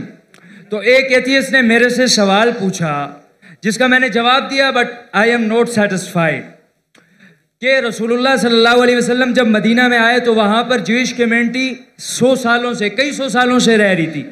तो आप सल्लल्लाहु अलैहि वसल्लम जब आए तो उन्होंने कुछ खिलाफ वर्जियाँ की, तो आप सल्लल्लाहु अलैहि वसल्लम ने उन्हें मदीना से निकाल दिया और नऊज़ु बिल्लाह, मतलब कि आज तक हम मुसलमान वहाँ पर कायम हैं, उन्हें मदीना से मुल्क बदर, शहर बदर कर दिया गया। और आज जब इसराइल या ज़ोनिस्ट ने हमारे पैलेस्टाइन पर गलत कब्जा किया तो ये कब्जा सही है, क्योंकि कल जब हमने उन्हें निकाला था तो वो आज जब हमें निकाल रहे हैं, तो इसमें मसला क्या है। ये मेरा सवाल नहीं है, मेरे से पूछने वाले एक दोस्त का सवाल है, ही इज एथियस्ट। भाई साहब को एक ऐसे से सवाल पूछा कि मोहम्मद सल्लल्लाहु अलैहि वसल्लम मदीना में आए और यहूद को निकाल दिए और उनका कब्जा कर लिए, तो फ़लस्तीन लोग जिस तरीके से अभी गाज़ा में घुस गए, सॉरी यहूदी लोग घुस गए और फ़लस्तीन में और गाज़ा में और कब्जा कर रहे, तो ये तो यकसा है। फ़र्क क्या है इसमें? मोहम्मद सल्लल्लाहु अलैहि वसल्लम किए क्या नहीं किए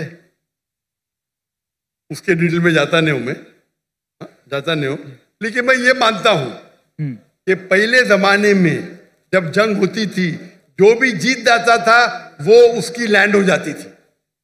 सर, करंटली अक़वाम मुत्तहिदा भी तो यही कहता है। सब आप जवाब सुन लीजिए प्लीज। मेरा जवाब तो सुनेंगे आप। सॉरी, मैं क्या बोलने वाला जानते हैं आप? सुने मेरा जवाब कभी नहीं सुने ना? तो जवाब तो कंप्लीट करने दो ना, आप मुझसे बहस कर रहे। सॉरी। यही प्रॉब्लम है। इन्नल्लाह मा साबरीन, अल्लाह उनके साथ है जो सब्र करते हैं।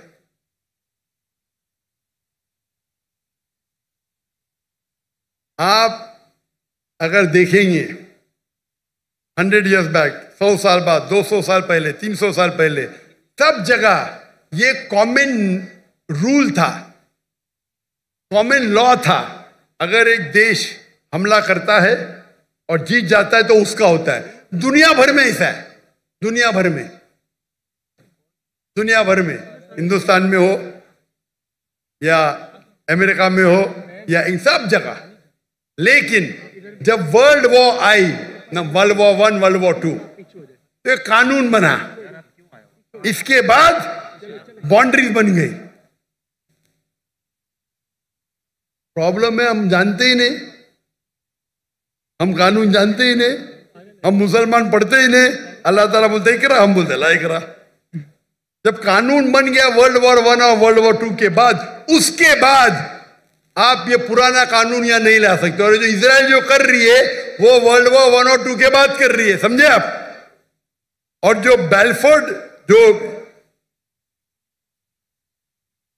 ब्रिटिशर्स है, ब्रिटिशर्स ने दुनिया का 1/3 हिस्सा, 1/3 वर्ल्ड को रूल किया इलीगली।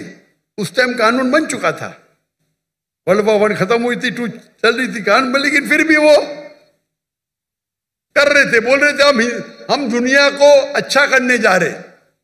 इंडिया में, हमारे इंडिया जब एक थी United India, east India company कायम की तिजारत करने के लिए। हमको लूटा, हिंदुस्तान को लूटा, हमारे लोग को हमारे खिलाफ। बाद में जब जाते जाते देश का बंटवारा किया। उस टाइम, उसी टाइम आप देखेंगे पैलेस्टाइन, जो यहूद तो बहुत कम थे, बहुत कम, बहुत कम थे, और उनकी लैंड भी कुछ नहीं, few % की थी। देखेंगे तो मैप, वो जाते जाते उन्हें यहूद को दे दिए। अरे उनके था ही नहीं तो कैसा दे सकते, चोरी किए फिर दे रहे कैसा। उस टाइम भी बहुत कम था, लगता है 11% थे। वो बढ़ते बढ़ते बढ़ते अभी तो 90% हो गए। तो तुम्हारे फ्रेंड को बोलो, तुम जानते ही नहीं इंटरनेशनल रूल भाई। पहले पासपोर्ट भी नहीं था, अभी पासपोर्ट है। पहले वीजा नहीं था, अभी वीजा है। चेंज हो गई दुनिया। वो दुनिया के कानून को जानते नहीं। अभी जो इजराइल कर रही है, अभी कानून है। अब जब जंग भी करेंगे तो सिविलियन को नहीं मार सकते, औरत को नहीं मार सकते, मारते हैं इन लोग। तुम्हारे एथियस्ट फ्रेंड को पता ही नहीं, ना खुदा का पता ना कानून का पता है। अफसोस की बात है, आपको भी नहीं पता है।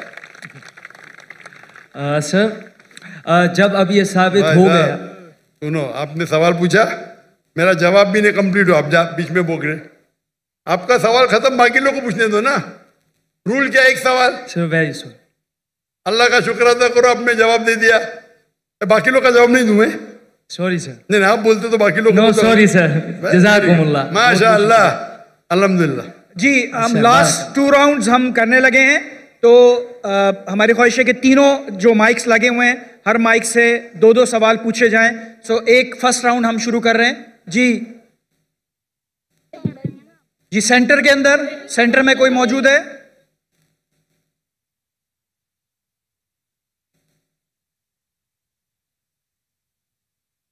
मुख्तसर सवाल, लॉजिकल सवाल। अस्सलामु अलैकुम वरहमतुल्लाहि वबरकातुहू। जी, मेरा नाम शावेज बिन शहजाद मुबीन है। मैं डॉक्टर इसरार अहमद के मदरसे में पढ़ता हूँ, अल कुरान अकेडमी में। तो मेरा सवाल ये था कि दीनी तालीम और दुनियावी तालीम में फ़र्क क्या है? कि जब से मैंने स्कूल छोड़ के दीनी तालीम शुरू करी है, तो कोई लोग मुझे कहते हैं कि तुमने गलत करा, दीनी तालीम शुरू कर दी और दुनियावी तालीम शुरू कर दी, ख़त्म कर दी। तो इसमें आप क्या कहना चाहेंगे? भाई साहब का सवाल है कि वो स्कूल में पढ़ते थे, स्कूल में छोड़ के अभी दीनी तालीम पढ़ रहे, डॉक्टर इसाम में साहब के मदरसे में पढ़ रहे। कुछ लोग कहते हैं उन्हें गलत किया है। दीनी तालीम और दुनियावी तालीम में फ़र्क क्या है? अहम सवाल है। तालीम हासिल करना हर मुसलमान के लिए फ़र्ज है, चाहे मर्द हो या औरत हो। या अल्लाह के रसूल की हदीस है। और अल्लाह ताला फरमाते सबसे पहला हिदायत इंसानियत कुरान में इकरा पढ़ो, तो पढ़ना फर्ज है। लेकिन इल्म दो किस्म के होते हैं, एक फर्ज इल्म, एक होता है मुस्तहब, एक होता है मुबाह, एक मकरूह, एक हराम, अलग किस्म के। जो फर्ज दीन है वो बेसिक इस्लामिक के फ़राइज़ और हराम ये जानना हर मुसलमान का फ़र्ज है, हर वालिदैन का फ़र्ज है कि अपने बच्चों को सिखाए। ये फ़र्ज नॉलेज है। फ़र्ज इल्म क्या है? जो बेसिक इस्लाम के तालीमात है, 5 पिलर्स है, किस तरीके से नमाज पढ़ना, रोज़े के बारे में, ज़कात के बारे में, हज के बारे में, ये basic of Deen, not high level, basic. ये हर मुसलमान के लिए फ़र्ज है, हर वालिदैन का फ़र्ज है कि बच्चे को सिखाए। ये मुसलमान वालिदैन भी नहीं जानते, अमेरिका भेजेंगे दीन की बेसिक नॉलेज नहीं देंगे। बाकी इल्म आता है मुस्तहब। मुस्तहब इल्म वो है जो बेहतर है, करें तो अच्छी बात है, फ़र्ज नहीं है। मिसाल के तौर पे कंपैरेटिव रिलीजन फ़र्ज नहीं है लेकिन बेहतर है। मैं मेरे बेटों को शरिया में भेजा, जामुअल इमाम में, फ़र्ज नहीं है लेकिन मुस्तहब है। आलिम बनाना अच्छी बात है, सबसे अच्छी बात है, फ़र्ज नहीं है। दाई बनना फ़र्ज, फुल टाइम दाई बनना फ़र्ज नहीं है, पार्ट टाइम फ़र्ज है। फिर वो दुनियावी इल्म मतलब वो इल्म जिससे आप दुनिया के बारे में जाने या दुनियादारी कर सके या पैसा कमा सके। लेकिन किस तरीके से आप इस्तेमाल करते, मुस्तहब भी हो सकता है, मुबाह भी हो सकता है, ऑप्शनल, मकरूह भी हो सकता है, हराम भी हो सकता है।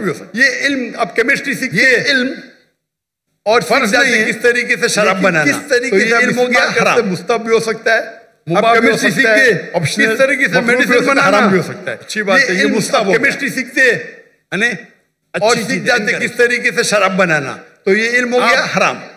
केमिस्ट्री सीख के हलाल कमाई कमाते, किस तरीके से मेडिसिन बनाना, किस तरीके से आप इस्तेमाल, ये मुस्तहब हो गया। ये दुनियावी तालीम का अच्छी चीज है, एनकरेज। इधर मुस्तहब होएगा आप या मुबाह, ऑप्शनल सीख के हलाल कमाई कमाते, डिस्करेज बात है, या हराम। तो किस तरीके से आप इस्तेमाल करते ये दुनियावी तालीम का, अगर आप अच्छे दाई बनना चाहते हैं या मुबाह ऑप्शनल में, दुनियावी इल्म इंपॉर्टेंट है या हराम, दीनी इल्म से नहीं। लेकिन अगर तो मेरे बेटे ने, आप अच्छे दाई बनना चाहते हैं, हमने स्कूल कायम की इस्लामिक की तारीख में, तो दुनियावी से मेरे तीनों बच्चे, 2 बेटियां 1 बेटा, फारिग। दीनी इल्म से नहीं, हमारी स्कूल के 2 ज़बान, मेरे बेटे ने इंग्लिश अरबी, तो हमने स्कूल कायम की इस्लामिक से हमारे बच्चे अरबी भी सीखते हैं। से मेरे तीनों बच्चे, 2 बेटियां 1 बेटा, और तकरीबन 60% सब स्कूल के 2 ज़बान थे, वो इंग्लिश में, अरबी 40% अरबी में। किंडरगार्टन से हमारे बच्चे अरबी इंग्लिश सीखते हैं, 40 to 45 अरबी ज़बान में, और तकरीबन कुरान की तिलावत अरबी ज़बान में। पीरियड थे वो इंग्लिश में, अरबी ज़बान में, उर्दू में, अरबी में, इंग्लिश में नहीं, 55 इंग्लिश में, इंग्लिश 40 to 45 अरबी ज़बान। जब तक कुरान की तिलावत अरबी ज़बान में, फ़िक़्ह अरबी ज़बान में, तौहीद अरबी ज़बान में, उर्दू में नहीं, इंग्लिश में नहीं, और इंग्लिश में इस्लाम दावती काम के लिए। जब तक उनने ए लेवल किया, हमारे स्कूल में ए लेवल है यानी 12वीं क्लास, डिग्री आती है फ्रॉम IGCSE कैम्ब्रिज, उस टाइम तक के अरबी भी पढ़ा और तालीम हासिल की अरबी और इंग्लिश में। उर्दू कमज़ोर है मेरी बेटी की, मेरी भी कमज़ोर है। उसके बाद वो रियाद गए जामुअल इमाम में, इमाम मोहम्मद बिन सऊद इस्लामिक यूनिवर्सिटी, वहाँ सिर्फ अरबी में पढ़े, अरबी का डिप्लोमा किया, उसके बाद बैचलर्स किया, 7 साल थे वहाँ, सिर्फ अरबी में, अंग्रेजी पढ़ी नहीं। उसके बाद मास्टर्स किए मलेशिया में, international Islamic university of Malaysia. वहाँ उनको चॉइस था, अंग्रेजी में भी कर सकते थे, अरबी में भी। बोलते अंग्रेजी तो पता है मुझे, अरबी पे, तो मास्टर्स भी अरबी में किया। अब इंशाल्लाह PhD की तरफ जाएंगे। तो ये इल्म जो हासिल कर रहे वो और उम्दा इल्म, ये मुस्तहब है।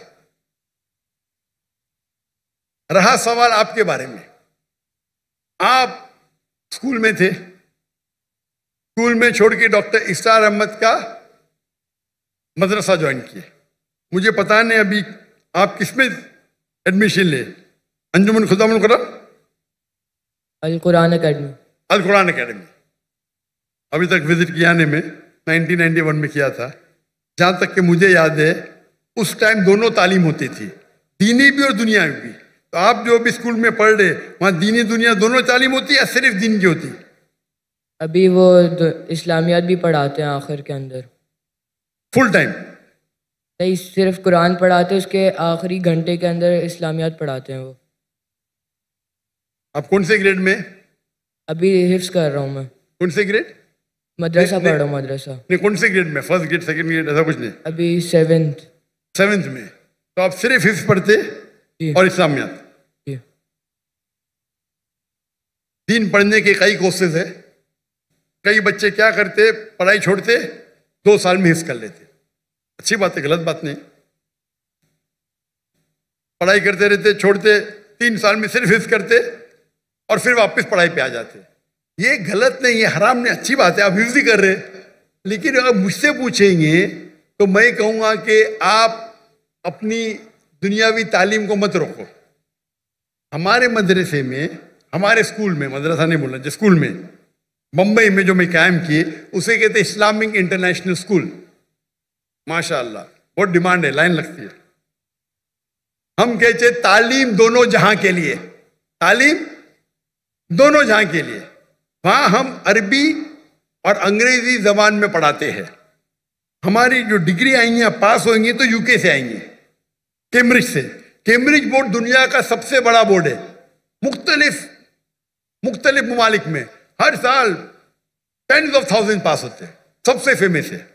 तो कौन ये नहीं कहेगा कि मुसलमान की डिग्री है या इंडियन डिग्री। अगर पास होंगे तो आप कहाँ भी तालीम ले सकते दुनिया में, सबसे रिकग्नाइज्ड है। लेकिन साथ साथ हम दीनी तालीम भी देते। इंग्लिश सब्जेक्ट्स के अलावा हमारे पास कुरान, हदीस, शरिया, फिक्र अरबी में। हमारे स्कूल का जो मयार है, आमतौर के ऊपर 50 बच्चे पे एक टीचर होता है ना, हमारे स्कूल में 4 बच्चे पे एक टीचर।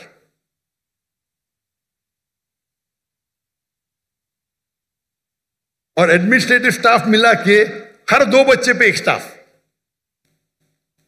तो अगर हमारे पास 400 बच्चे हमारे स्कूल में तो स्टाफ होती थी 200। ये मयार था। हिफ्ज पढ़ाएंगे, आम मदरसे में एक बच्चे के साथ एक उस्ताद के साथ 10-10 पढ़ते, 20-20, कहीं कहीं तो 30। हमारे वहां एक उस्ताद 2 बच्चे। मैं दुनिया भर घुमा, लोग जब म्यूजिक सुनने के लिए, म्यूजिक सुनते ना, म्यूजिक क्लासेस हराम है, तो उनके लिए क्यूबिकल बना। मैं देखा, मैं जब गया अमेरिका में, वो म्यूजिक सीखने के लिए हराम से क्यूबिकल, मतलब कांच के खाने, कमरे, साउंड प्रूफ। पहली बार देखा मैं, म्यूजिक सीख रहे, कोई डिस्टर्बेंस नहीं। हमारे बच्चे चीखते, एक उस्ताद 40 बच्चे चीख रहे। तो मैंने क्या किया, मेरे स्कूल के अंदर क्यूबिकल बना, 10 क्यूबिकल बना दिया। हमारे एक क्लास में 20 बच्चे, 2-2 बच्चे एक क्यूबिकल में, एक उस्ताद, जाओ चिल्लाओ, नो प्रॉब्लम, साउंड प्रूफ। जब काफिर हराम सीखने के लिए आपको फैसिलिटी देते, हम अल्लाह की किताब सीखने के लिए क्यों नहीं? तो हम क्या कम वक्त में हम हिफ्ज ज्यादा करते। 3 साल में, 4 साल में 1-1 घंटा सुबह हाफिज बन जाता है। साथ में हम सेकेंड ईयर में शुरू करते, 5th में पास हो, 4 साल। वो बच्चा जो हिफ्ज करता है वो सुबह में 1.25 घंटा पहले आता है। 2 दिन छुट्टी होते, छुट्टी के टाइम पे 2 दिन में से आधा दिन आता है। लेकिन एक उस्ताद और 2 बच्चे। क्यों? मैं चाहता हूं मेरे बच्चों को क्वालिटी मिले। और उस्ताद की भी जो हमारी ट्रेनिंग होती है, 1000 उस्ताद चुनेंगे तो शायद 30 बाहर निकलेंगे। एकदम बराबर से मखारज सही होना चाहिए। तो हमारे स्कूल में तालीम दोनों जहां के लिए। हमारे स्कूल में हम सिखाते पब्लिक स्पीकिंग, किस तरीके से पब्लिक में बात करना 4 साल की उम्र से। हमारे स्कूल के 4-4, 5-5 साल के बच्चे मजमा है ना, इससे बड़े मजमे में बात करते हैं माशाल्लाह। छोटे छोटे बच्चे 4 साल के, 5 साल के। इंग्लिश शुरू होता है 4 साल से, अरबी पब्लिक स्पीकिंग 6 साल से। हमारे बच्चे जब जब मैं इंडिया में शुरू करने गया, हमारे बोलते अरे ये तो मुमकिन ही नहीं। क्यों नहीं मुमकिन? हो ही नहीं सकता। अरे दुआ तो करो, दुआ करने के लिए तैयार नहीं। हमारे बच्चे जब फारिग हुए तो बाहर के जब आते थे ना उस्ताद, अरबी में बात भी नहीं करते थे उनके साथ। हमारे तो एकदम फंसी अरबी, अरबी एकदम फंसी। जब उमरा पे लेके गए तो लोग बोलते रहे ये हिंदी इतनी अच्छी बात कर रहा है, सऊदी में पढ़े क्या? नहीं भाई, बम्बई में पढ़े। हमारे अक्सर उस्ताद फारिग थे मदीना यूनिवर्सिटी से, जामिअतुल इमाम से, कुछ थे अल अज़हर से, उम्दा उस्ताद। तो तालीम दोनों जहाँ के लिए साथ साथ। तो मेरा कहना यह है, अगर कोई अपने, और हमारे स्कूल के अंदर swimming compulsory, martial arts compulsory, 5वीं तक के हर बच्चा हमारा ब्लैक बेल्ट, लड़का भी ब्लैक बेल्ट, लड़की भी ब्लैक बेल्ट, लेकिन एलाइदा। लड़की को मार्शल आर्ट्स ट्रेनिंग देती लड़की टीचर, लड़का ने। यहां तो लड़की लड़का मालूम ही नहीं पड़ता है। वो मुझे बुलाए थे इन लोगों ने इस्लामाबाद में, इसने मुझे दावत दी, बोलते यतीम बच्चों को मिलो। मैं बोला ठीक है। मैं बहुत बिजी था, 10 मिनट दूंगा यतीम बच्चे से मिलने के लिए। वो यतीम बच्चे तो पीछे थे, सब फोटो सेशन आ गए। मैं बोला क्या हो रहा है? मैं बोला तकरीर नहीं करूंगा, तकरीर करने लगा है। मैं बोला चलो बच्चों की खुशी के लिए करूंगा। तकरीर खत्म हो गई तो खवातीन, मैं खवातीन ही बोलूंगा भाई, बालिग थे सब, स्टेज के ऊपर आ गए। मैं बोला क्या हो रहा है? नहीं बच्ची है, मेरे बच्ची है, मेरी बेटी है। ये किधर का तस्वुर है? लड़की जब बालिग हो जाती है 13 साल, 14 साल, 15 साल, आप उसको छू भी नहीं सकते। मैं इस्लाम की तकरीर कर रहा हूं, सडनली पूरी फौज आ जाती है लड़की लोग की, बालिग सब 15 साल की, 14 साल की, 16 साल की। क्या है ये? मैं स्टेज से नीचे उतर गया। स्टेज से उतरा तो सोशल मीडिया में मुझे ताज्जुब लगा। सोशल मीडिया में लोग कह रहे अरे डॉक्टर जाकिर ने गलत किया, वो बच्चियों से नहीं मिला। पाकिस्तान में क्या हो गया इस देश को? आप लोग बोलना चाहिए माशाअल्लाह क्या दाई है, लड़कियां तो उतर गया। लोग बोलते अरे बच्चे से नहीं मिला। वो ऑर्फनेज का जो मालिक था, डॉक्टर साहब भी मेरी बच्ची है। मैंने बोला तुमको भी छूना हराम है, तेरे बीवी की पेट से अगर पैदा ली तो जायज है। ये किधर का माशरा? बच्ची बोलो नो प्रॉब्लम, बेटी बोलो नो प्रॉब्लम, आप नाबालिग नामहरम को छू भी नहीं सकते। और ये पाकिस्तान में हो रहा है। इंडिया में जब मुझे हिंदू बुलाते ना, वो एहतराम करते। हिंदू जब मुझे बुलाते तकरीर करने के लिए, एहतराम करते कि जाकिर भाई लड़की को नहीं छूते, दूर रखेंगे। यहां तो मैं इस्लामाबाद में गया, वो टेलीविजन की जो होस्ट है मेरे नजदीक आए सवाल पूछने। मैं पीछे जा रहा हूं, वो मेरे पे चढ़ दी, मैं पीछे जा रहा हूं। क्या हो रहा है ये? अरे आप डॉक्टर जाकिर नाइक से बात कर रहे हैं, मुसलमान है, क्या हो रहा है? बेटी बोलने से बेटी थोड़ी बन जाती, शरीयतन हराम है। जब मैं किससे डिस्कस किया तो यहाँ के बोलते ये आम है, हमारे माशरे में आम है, हराम है। आप लड़की को छू ही नहीं सकते भाई नामहरम को। आप अगर ऑर्फेन लोग को पैसा देके खाना देते, आपको छूने का हक नहीं है। बेटी बोले नो प्रॉब्लम, मैं भी बेटी बोलूंगा। ये तो सब क्या हो रहा है? यानी दीन की आपको इतनी भी नॉलेज नहीं है। अल्लाह के रसूल फरमाते हैं कि अगर आप नामहरम को छूने के बनिस्बत अगर आप खीला ठोकेंगे आपके सिर पे, वो बेहतर है। सही हदीस है, आप खीला ठोकेंगे सिर पे, वो बेहतर है बनिस्बत नामहरम को छूने के। और यहां की पाकिस्तान की सोशल मीडिया, डॉक्टर जाकिर ने सही क्या क्या गलत किया? ये हिंदुस्तान में हो तो चलेगा, और पाकिस्तान की न्यूज हिंदुस्तान पिकअप कर रही है मोदी मीडिया। क्या हो गया है? मैं सोचा भी नहीं था मेरे ख्वाब में क्या पाकिस्तान में माशरे में ऐसा होगा। मैं हमेशा समझता था कि हिंदुस्तान के हिंदू इस्लाम को और बेहतर जानने लगे। वो मुझसे मोहब्बत करते, मुझे तकरीर के लिए बुलाते, एहतराम करते। और पाकिस्तान में गैर मुस्लिम ने मुसलमान बहस कर रहे, जाकिर ने सही क्या क्या गलत किया, सही क्या क्या गलत किया। अल्लाह हिदायत दे, अल्लाह हिदायत दे। कुछ लोग ने दिफा की, में क्या हो रहा है? ये तो दीन का बेसिक है कि आप नामहरम को छू नहीं सकते। अगर बालिग लड़की है 13-14 साल के ऊपर है, खलास।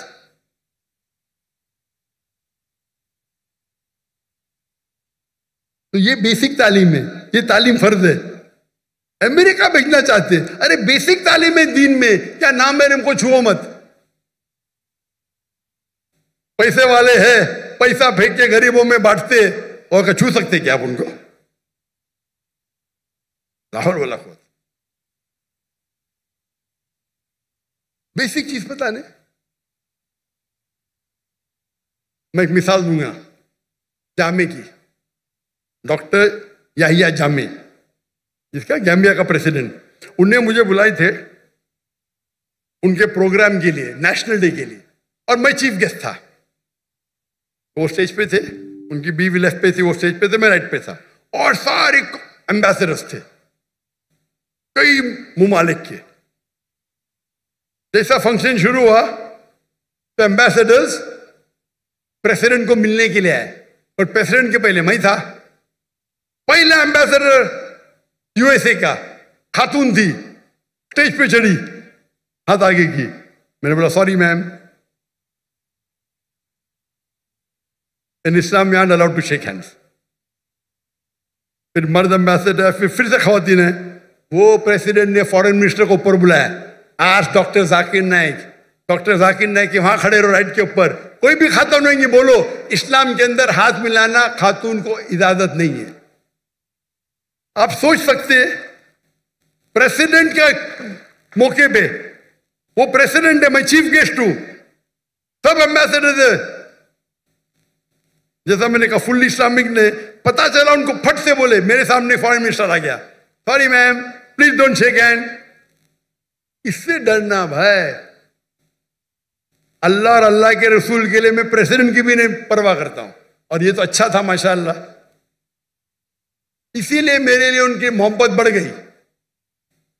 उन्हें कॉम्प्रोमाइज नहीं किया कि अमेरिका के एम्बेसडर की तौहीन की, यहां करूंगा तो मुझे पता नहीं, अमेरिका के एम्बेसडर की तौहीन की, जेल में डाल देंगे भाई। क्या हो रहा है? ये तो बेसिक तालीम है। आपका सवाल है ना, बेसिक तालीम ये है क्या भाई, नाम महरम से हाथ नहीं मिलाने का, छूने का नहीं, बेसिक है। माशाल्लाह हमारे गवर्नर साहब किधर गए? वो मुझे बोले जाकिर भाई, आज ही बोले, अब भी आज का प्रोग्राम आने के बाद, जाकिर भाई ये तो माशरे में कॉमन है, मैंने आपकी बात सुना ना, जैसा मुझे पता चला कल मैंने जब तोहफा दिया दूर से दिया। मैंने बोला माशाअल्लाह, उतना तो ये इसको बोलते अमल करना, मालूम पड़ गया तो अमल करो। आप देखिए कभी भी, मैं फोटो भी, कोई खवातीन महरम बीच में तो अलग बात है, महरम नहीं तो नो। भाई चाहने वाले बहुत है, लेकिन चाहने वाले हैं, लेकिन उसूल को मत तोड़ो। आप सोच सकते हैं कि एंकर, लेडी एंकर और सब शूट कर रहे, तो बेसिक नॉलेज तो बेस्ट है, बोथ बेस्ट है, बोथ। हमारे स्कूल में बच्चे हिंदू से बात करते, हमारे स्कूल के बच्चे 6ठी के 7वीं के, हम उनको वेदा सिखाते, 6ठी से वेदा सिखाते, बाइबल सिखाते, भगवत गीता सिखाते। काहे के लिए? दावत देने के लिए। डंके की चोट पे दावत देते हम हिंदुस्तान में रह के, और अभी भी कर रहे हैं माशाल्लाह। मैं बाहर हूं, काम जारी है, काम जारी है। और वल्लाही आप अगर सही इस्लाम फॉलो करेंगे, हिंदू आपकी इज्जत करेंगे, इज्जत करेंगे। जाएंगे अरे पैसा लेते रहे मुझसे, अरे आपसे कैसा पैसा लेंगे, आपसे पैसा लेंगे, हमको श्राप मिलेगा। श्राप मतलब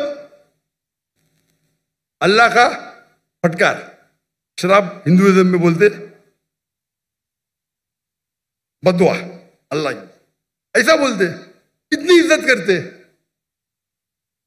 ये जो ब्रिटिशर्स आके आपस में हमने झगड़ा लगा हिंदू मुस्लिम में, हिंदू मजहब भी नहीं सिखाता है कि मुसलमान से झगड़ा करना, मुसलमान मजहब भी नहीं सिखाता है कि झगड़ा करो, दावत करो, अमन करो, फैलाओ।